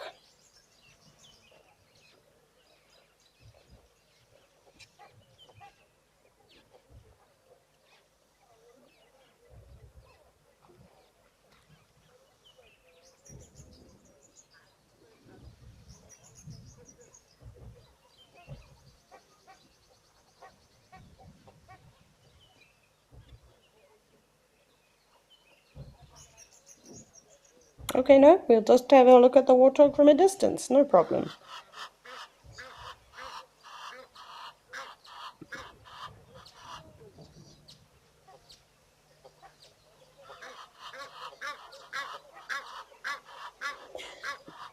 Amy, I think another one of my favorite birds, and I've never seen one, I would have seen one in June in Uganda, is a shoebill stork. My goodness. I would do a lot of things to be able to go and see those birds. I think I've been quoted before where I've said I will never spend money on traveling to see birds, but there is an exception, a shoebill stork. And I think if I see shoebill storks, Amy, they will very quickly become my favorite bird. Okay, let's go to Aldonyo and see if we can get some new birds or new animal species there.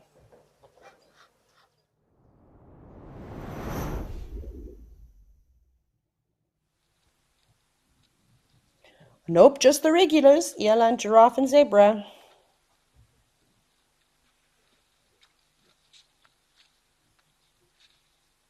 I'm going to keep my eye out though, if any little birds do land.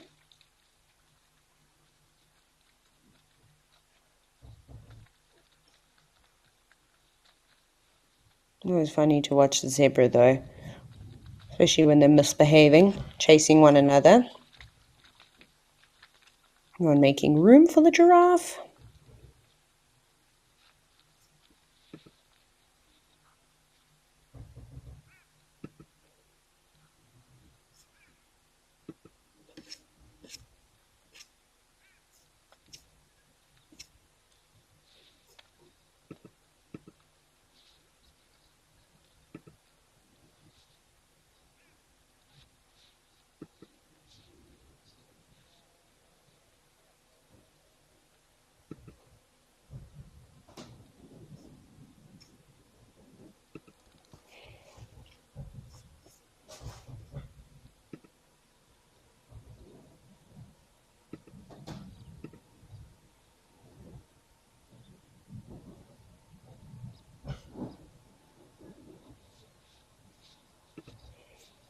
It's quite nice that we see giraffe every single day, because if there isn't much water about, they are capable of going a day or two without it.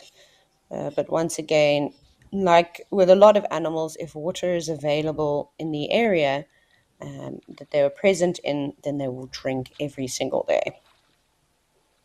Or stretching right down. Wow.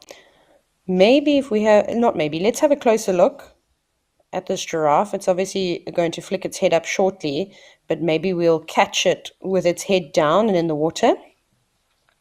Might be a nice angle. When you put that much effort to go down, it's likely that you're going to have a couple of attempts at drinking.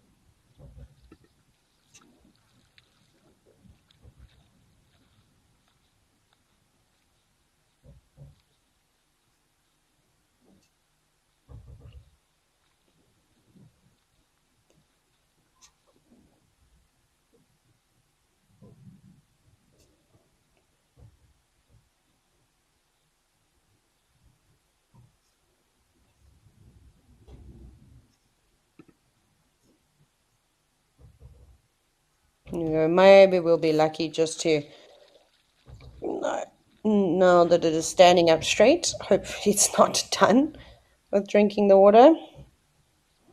You can see the goal there was to try and catch it a nice low angle with its head between its legs, but we were not quick enough.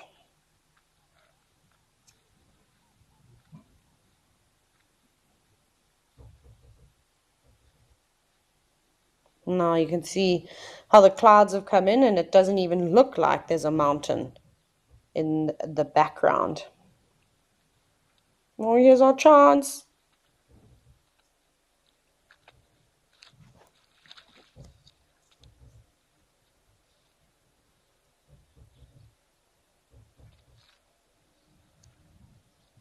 Let's have a closer look. It's a bit too far. Hoping for a nice, I suppose that's what a close-up means.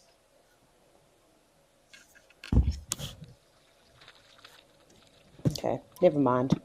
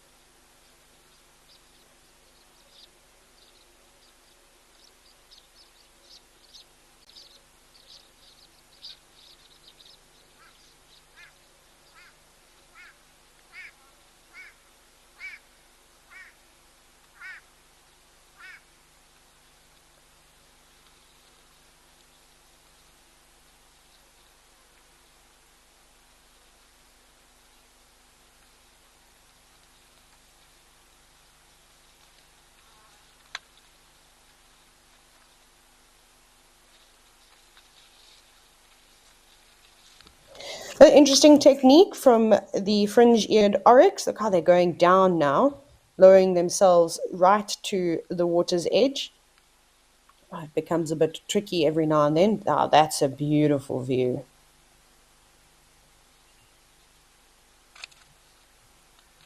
Look at that. That's much easier to get down lower. We see this behavior all the time with warthogs. Obviously, gemsbok don't eat like this, but a great technique for drinking water. They're quite tall. You can see how they're gulping down water.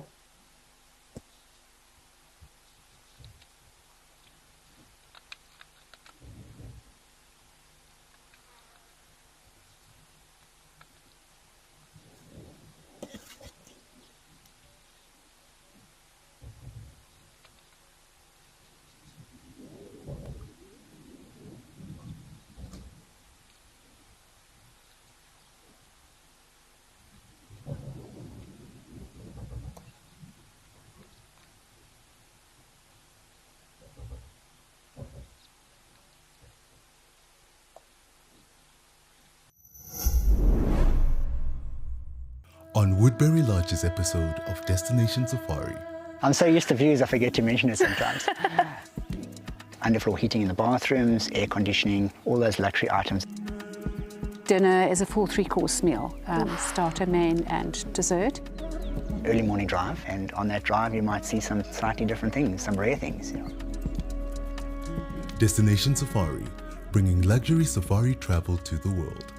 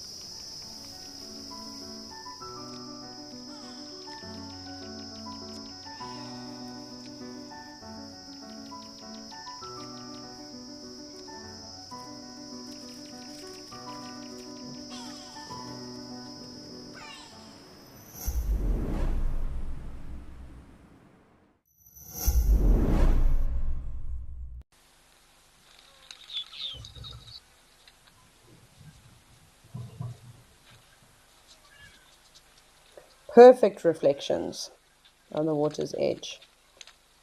I think the wind has died down a little bit in comparison to what it was like this morning. Oh, there's the agama again. Literally, I don't know if you can see it, the oryx that's got its head down still drinking on the left. If you go straight down to the big clump of sand closest to the screen, I can see that agama is just sitting up looking at us.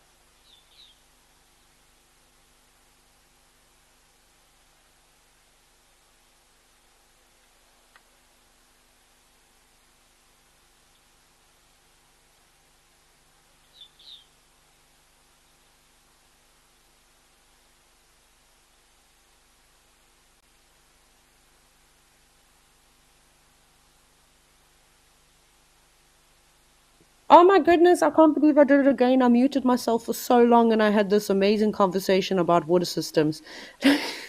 Let's go over to Jamala. It seems like there's some elephants on the way.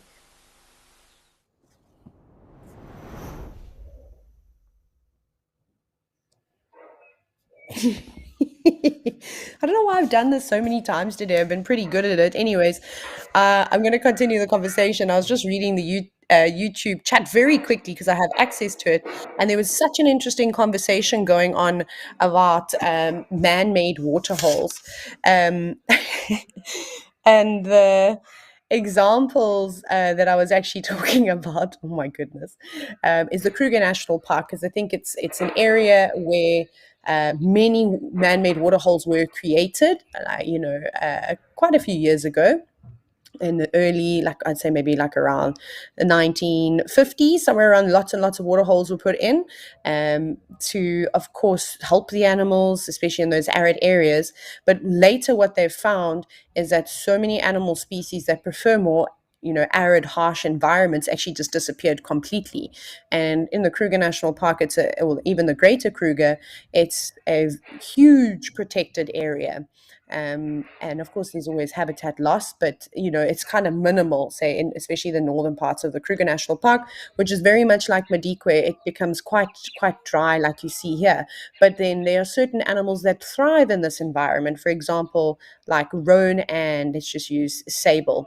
Although sable also and roan, they very specific about the grasses that they feed on. But anyways, they are adapted to the arid spaces.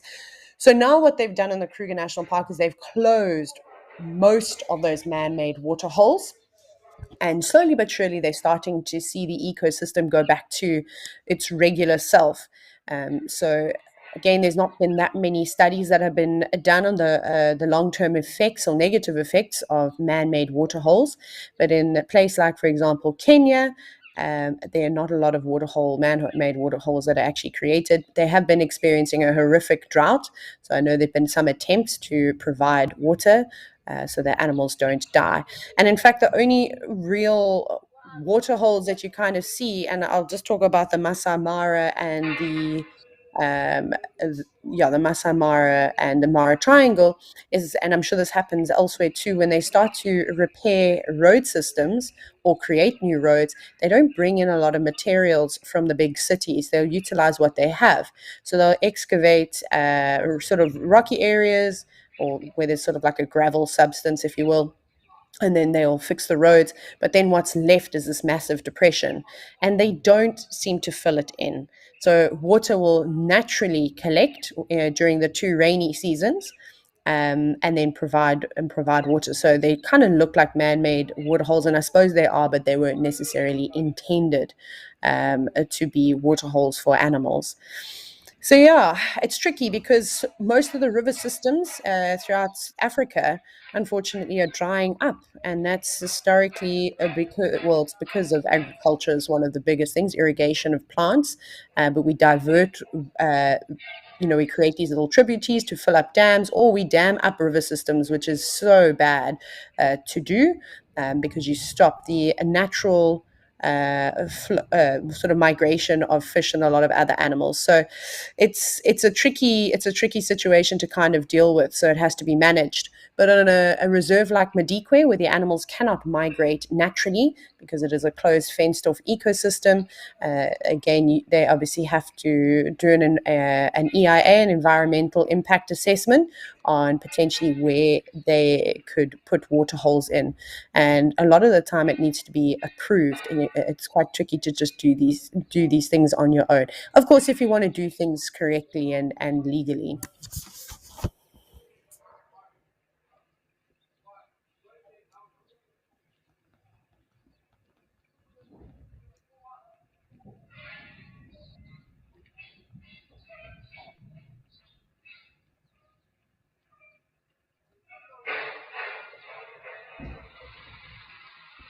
Again, if you have just joined for the first time and you're wondering what all that clanking and cluttering is, it's just some construction that's going on and around this site.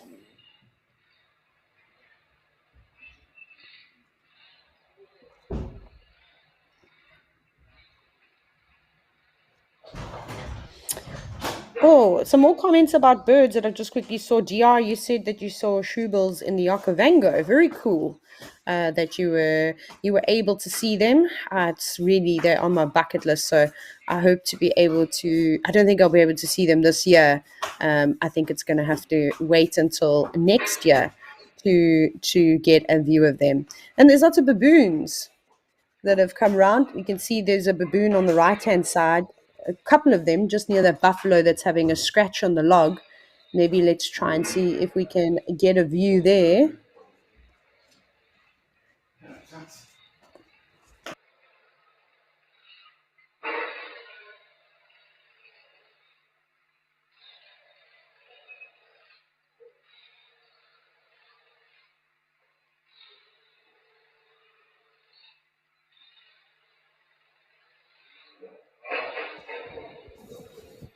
Those baboons are feeding nicely. You can just see them there. I think that they are probably digging. That one looks like it's digging in the sand. You can see the one just extending its arms out in front of it. Maybe looking for things underneath the soil, maybe little bulbs, perhaps even roots from whatever small amount of grass that might be left.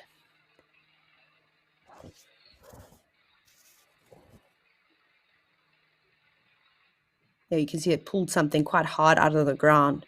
So there will still be some nutrients that are stored in the roots of the dormant grasses and other plants that typically lose their vegetative parts during dry season. That's a nice close up of an elephant rump. You can see the wrinkles of the skin.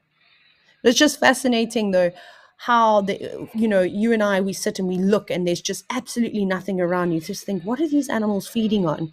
But they are so good at finding anything and everything. They're resourceful.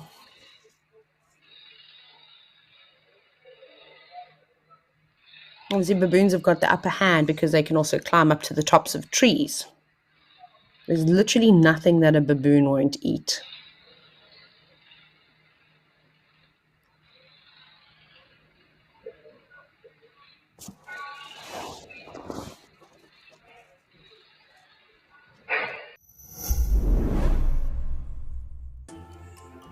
Not everyone gets excited to hear a leopard chuff, spot a pangolin, or see a real impala rut. But if you are wild about the wild, you can become part of a community of like-minded nature lovers and share authentic wildlife experiences with the world. Join the Explorers Club and you will also enjoy the many benefits that come with it too. WildEarth Explorers, it's in your nature.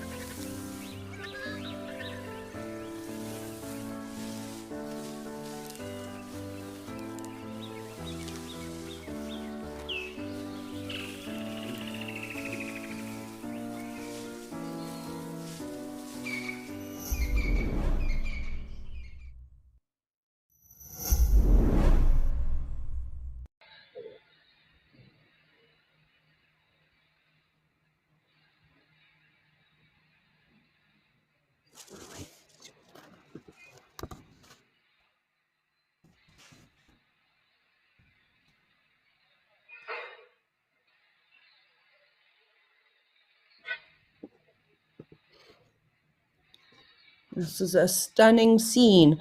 Buffalo, what are you eating? Again, just nibbling on not much. I think some of them are ruminating. There's one that has its head on the ground. Maybe they're eating soil. Looks quite sandy where they are. Perhaps they're just licking the soil. Is that one licking a termite mound? Let's see. Yeah. Looks like they're definitely performing geophagy. We've been so spoiled seeing so many different animals performing this unique behavior.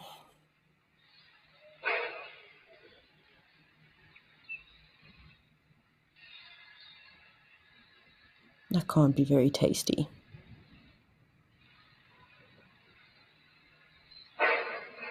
The last time I put dirt in my mouth, I was a child.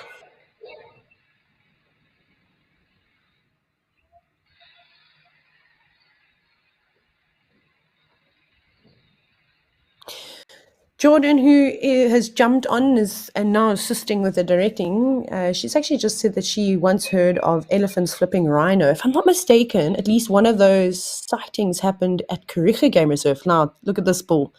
I don't know. I don't think it was at the buffalo. I think there's another individual that actually chased him off. And coming back for more, though. Yeah, it looks like there's some tussling to the left of the screen. More elephant bulls have arrived. So, of course, we are going to have a tussle. Surprising that the elephant in the middle seems to be the most boisterous of the three. Get out of there, little elephant. You don't want to be caught between those giants. The elephant at the back on the right is coming back for revenge now.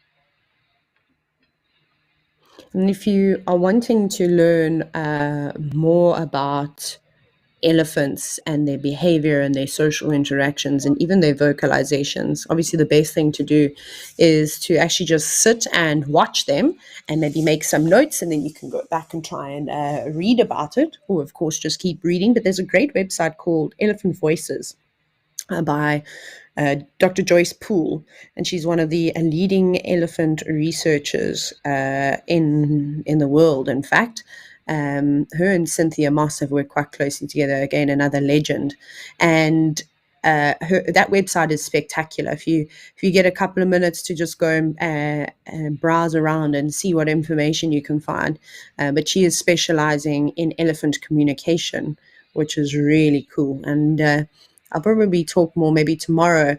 I'll focus on communication amongst elephants and maybe or animals in general.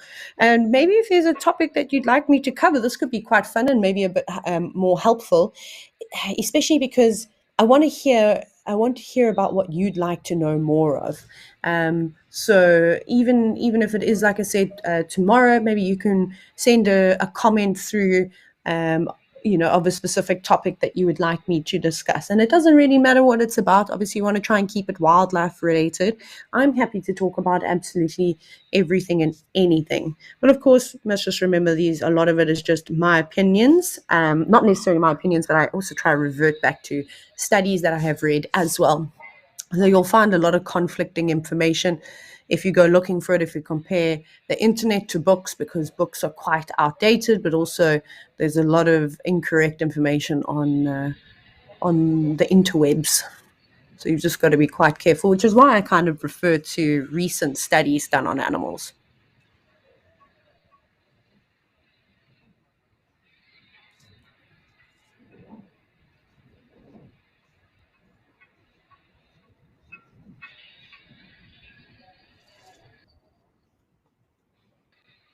Nice troop of baboons that are around.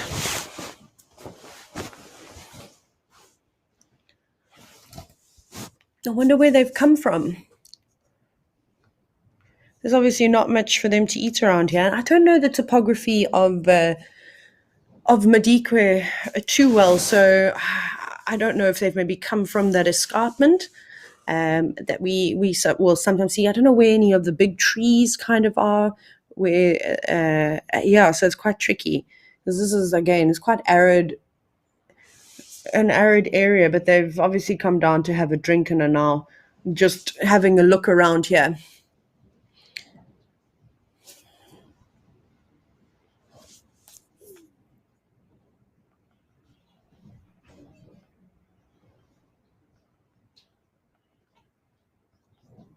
There was a little one. Hello, Bobo. So a different species from what we briefly saw at Aldonio. This is the Chakma baboon. This is the more widely distributed species that we see. These guys look so dark in coloration in comparison to the yellow baboons. Obviously, they're named after the sort of slight yellow tint that you see on their fur.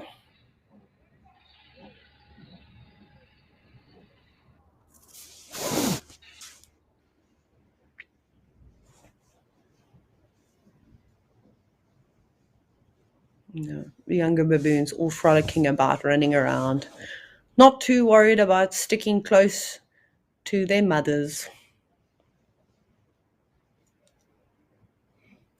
I'm sure you all saw the recent video of a leopard in the Kruger National Park trying to grab a baboon, which was a big mistake and probably a big learning curve for that leopard.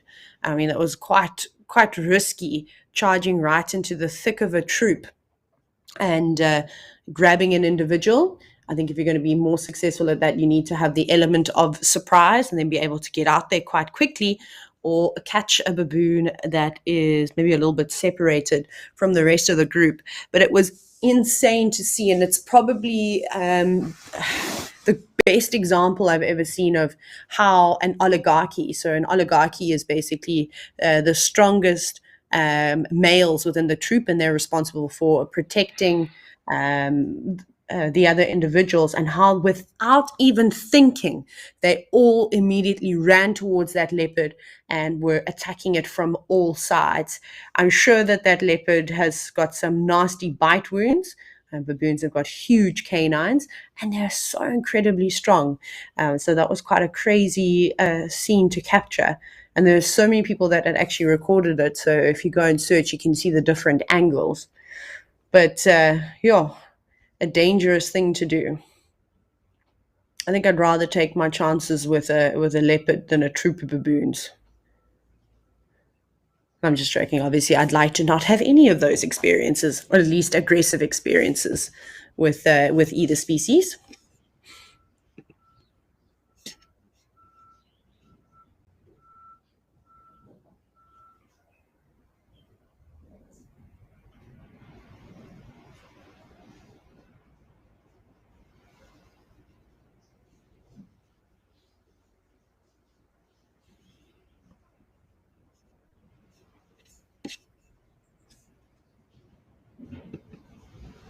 My goodness, you might even hear the wind where I am, so don't worry, that's not happening at Madikwe. That's just outside my window. It's such a miserable day. Yesterday was so beautiful. There was not a breath of wind.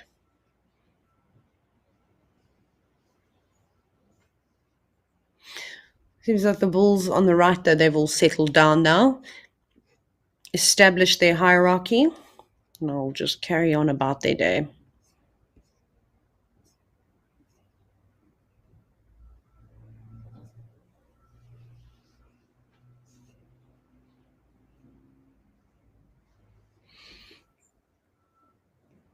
Right, we'll take a break from the Ellies. Let's go pop over to our flamingo friends at Campus Dam.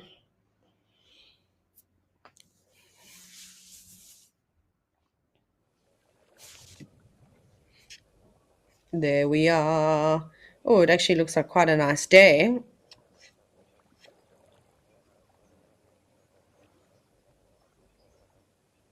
Nice and sunny. We've had a couple of overcast days there.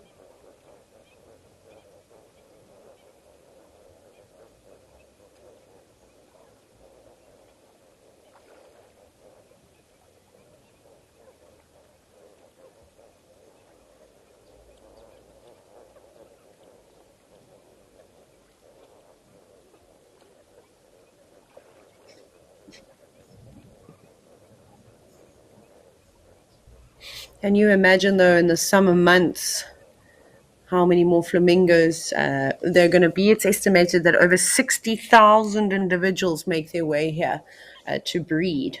I've said this before, and I'm going to keep saying it. Bring on rainy season.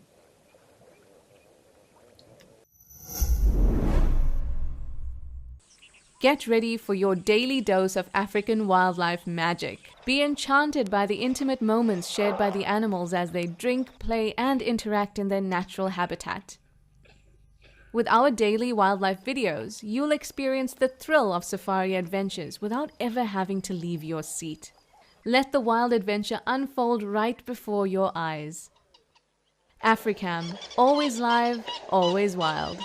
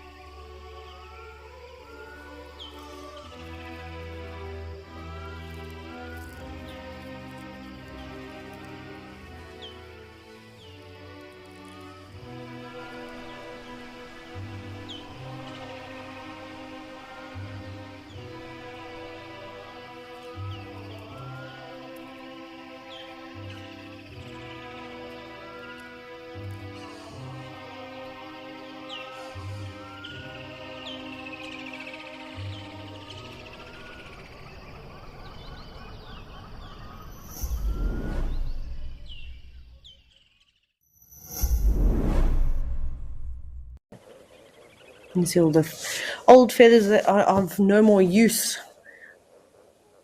floating on the water.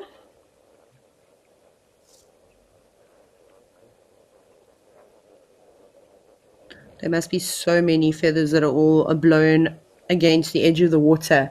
You can see how the wind is sort of pushing it in that direction.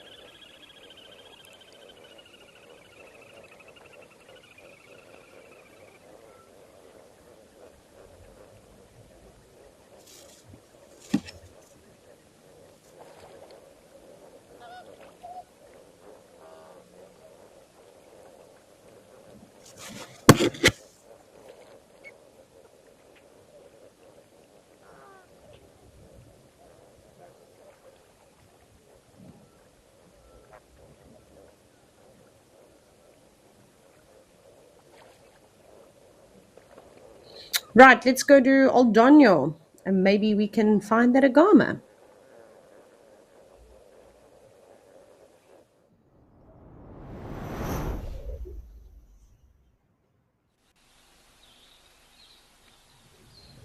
Let's have a scan around. We've got a good view of all the rocks and logs in front of us, which is perfect habitat.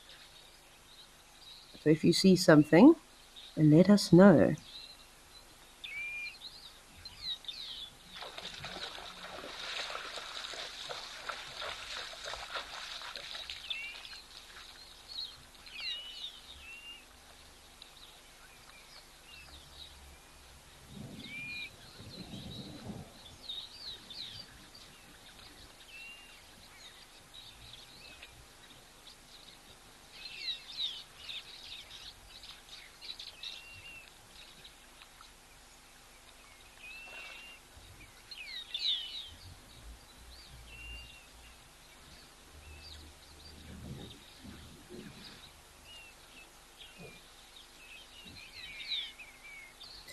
I suspect, though, that we'll see a whole... Oh, there it is. Did you see it move? So on the right-hand side of the screen, you'll notice that there's some logs protruding, and then just to the right of it, there's quite a dark black rock. That agama, other right, actually just popped out.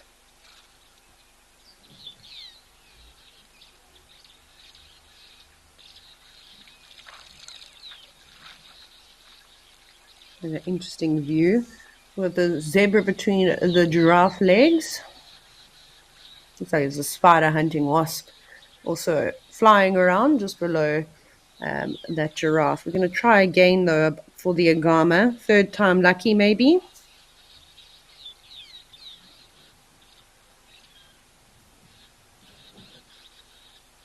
Nope.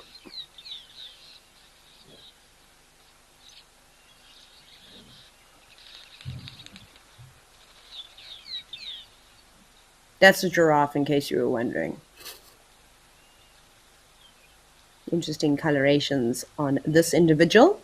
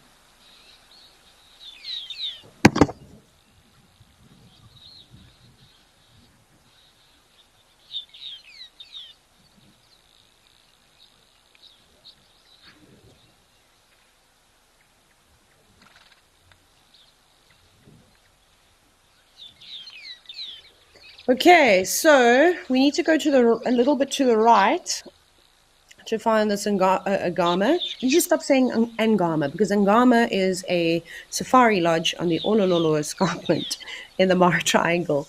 And I was just there recently. And that's actually next to where the WildEarth camp used to be. So we all spent a lot of time there. Let's see if we can find this Ngama. But the last time I did see it was on the right, much further across.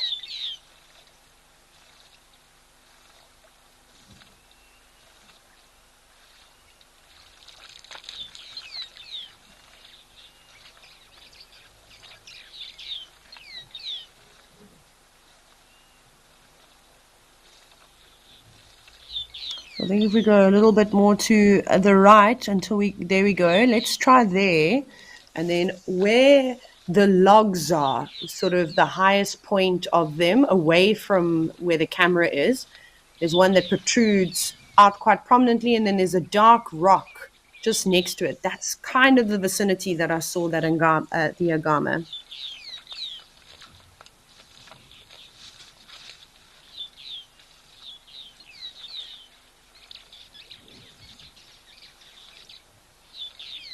Okay, I think I actually give up with the agama. I'm getting incredibly anxious trying to find this thing. I'm sorry, everybody. I promise it's not me.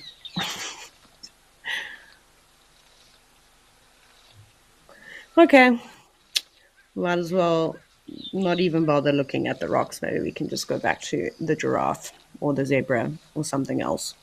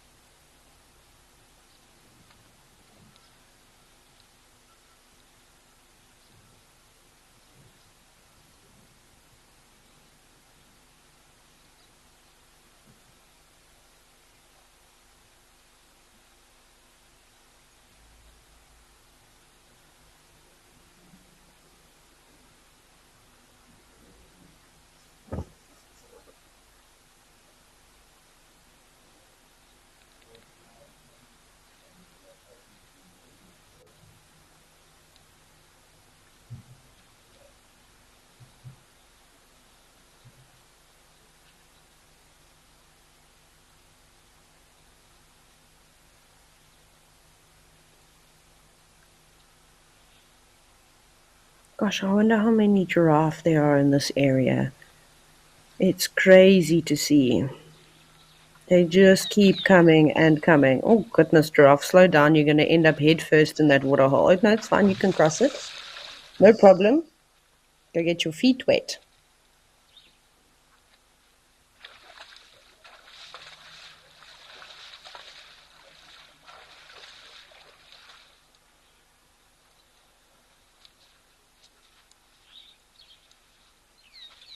I hope she does have a drink right in the middle. It's quite cool to see.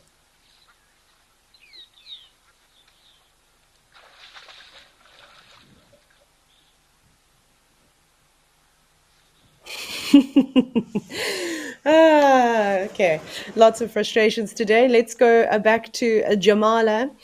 Maybe we get another view of those baboons, or perhaps there's a bossy elephant wanting to chase the buffalo.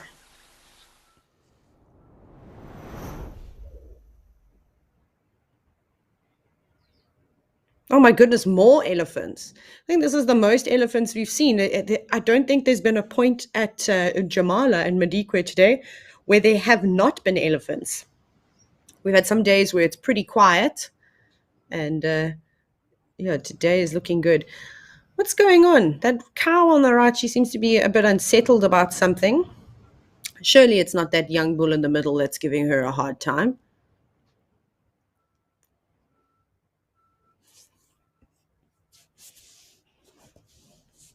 See the big bull now herding everybody else away.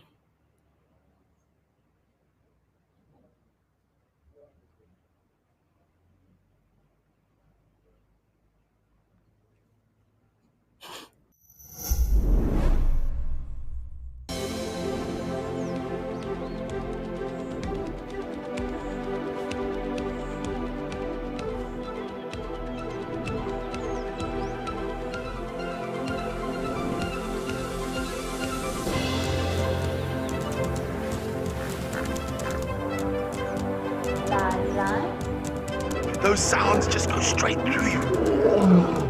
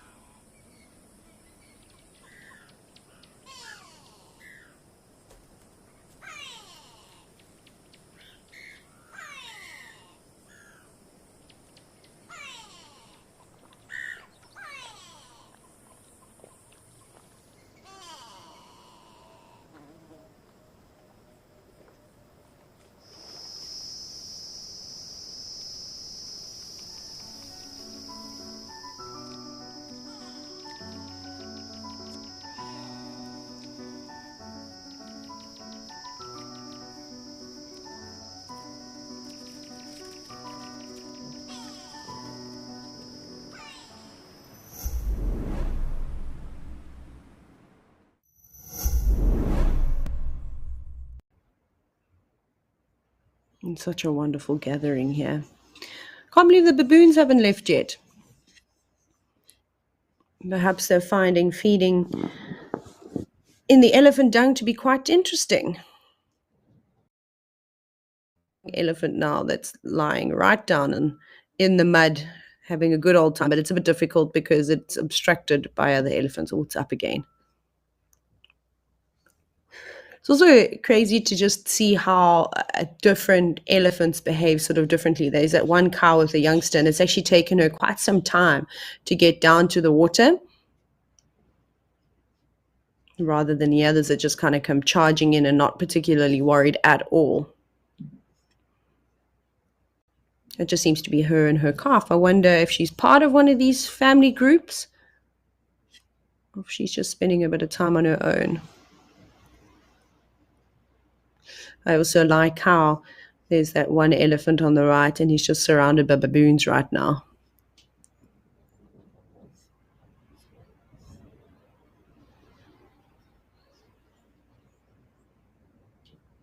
Look at the baboon. It doesn't look like it's going to move. Come on, big boy, get out of the way.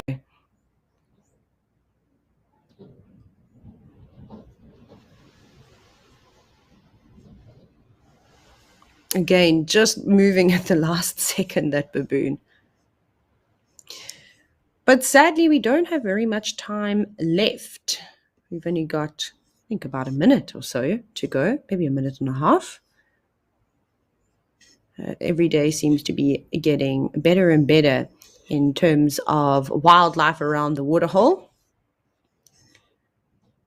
So I can only expect that if this week stays nice and hot in most of the locations, that we'll see more and more action, and hopefully more species coming around and a few more birds. Although today, I must admit, my favorite camera was Tau in Madika. It was so great to see that pied avocet. That's definitely a special bird, and if you haven't ever seen one before, count yourself quite lucky. But I hope that you all have a wonderful day or evening, and continue to watch the live cameras until you go straight into the sunset safari a little bit later. But I will see you all tomorrow, same time, same place, for Live at the Waterhole.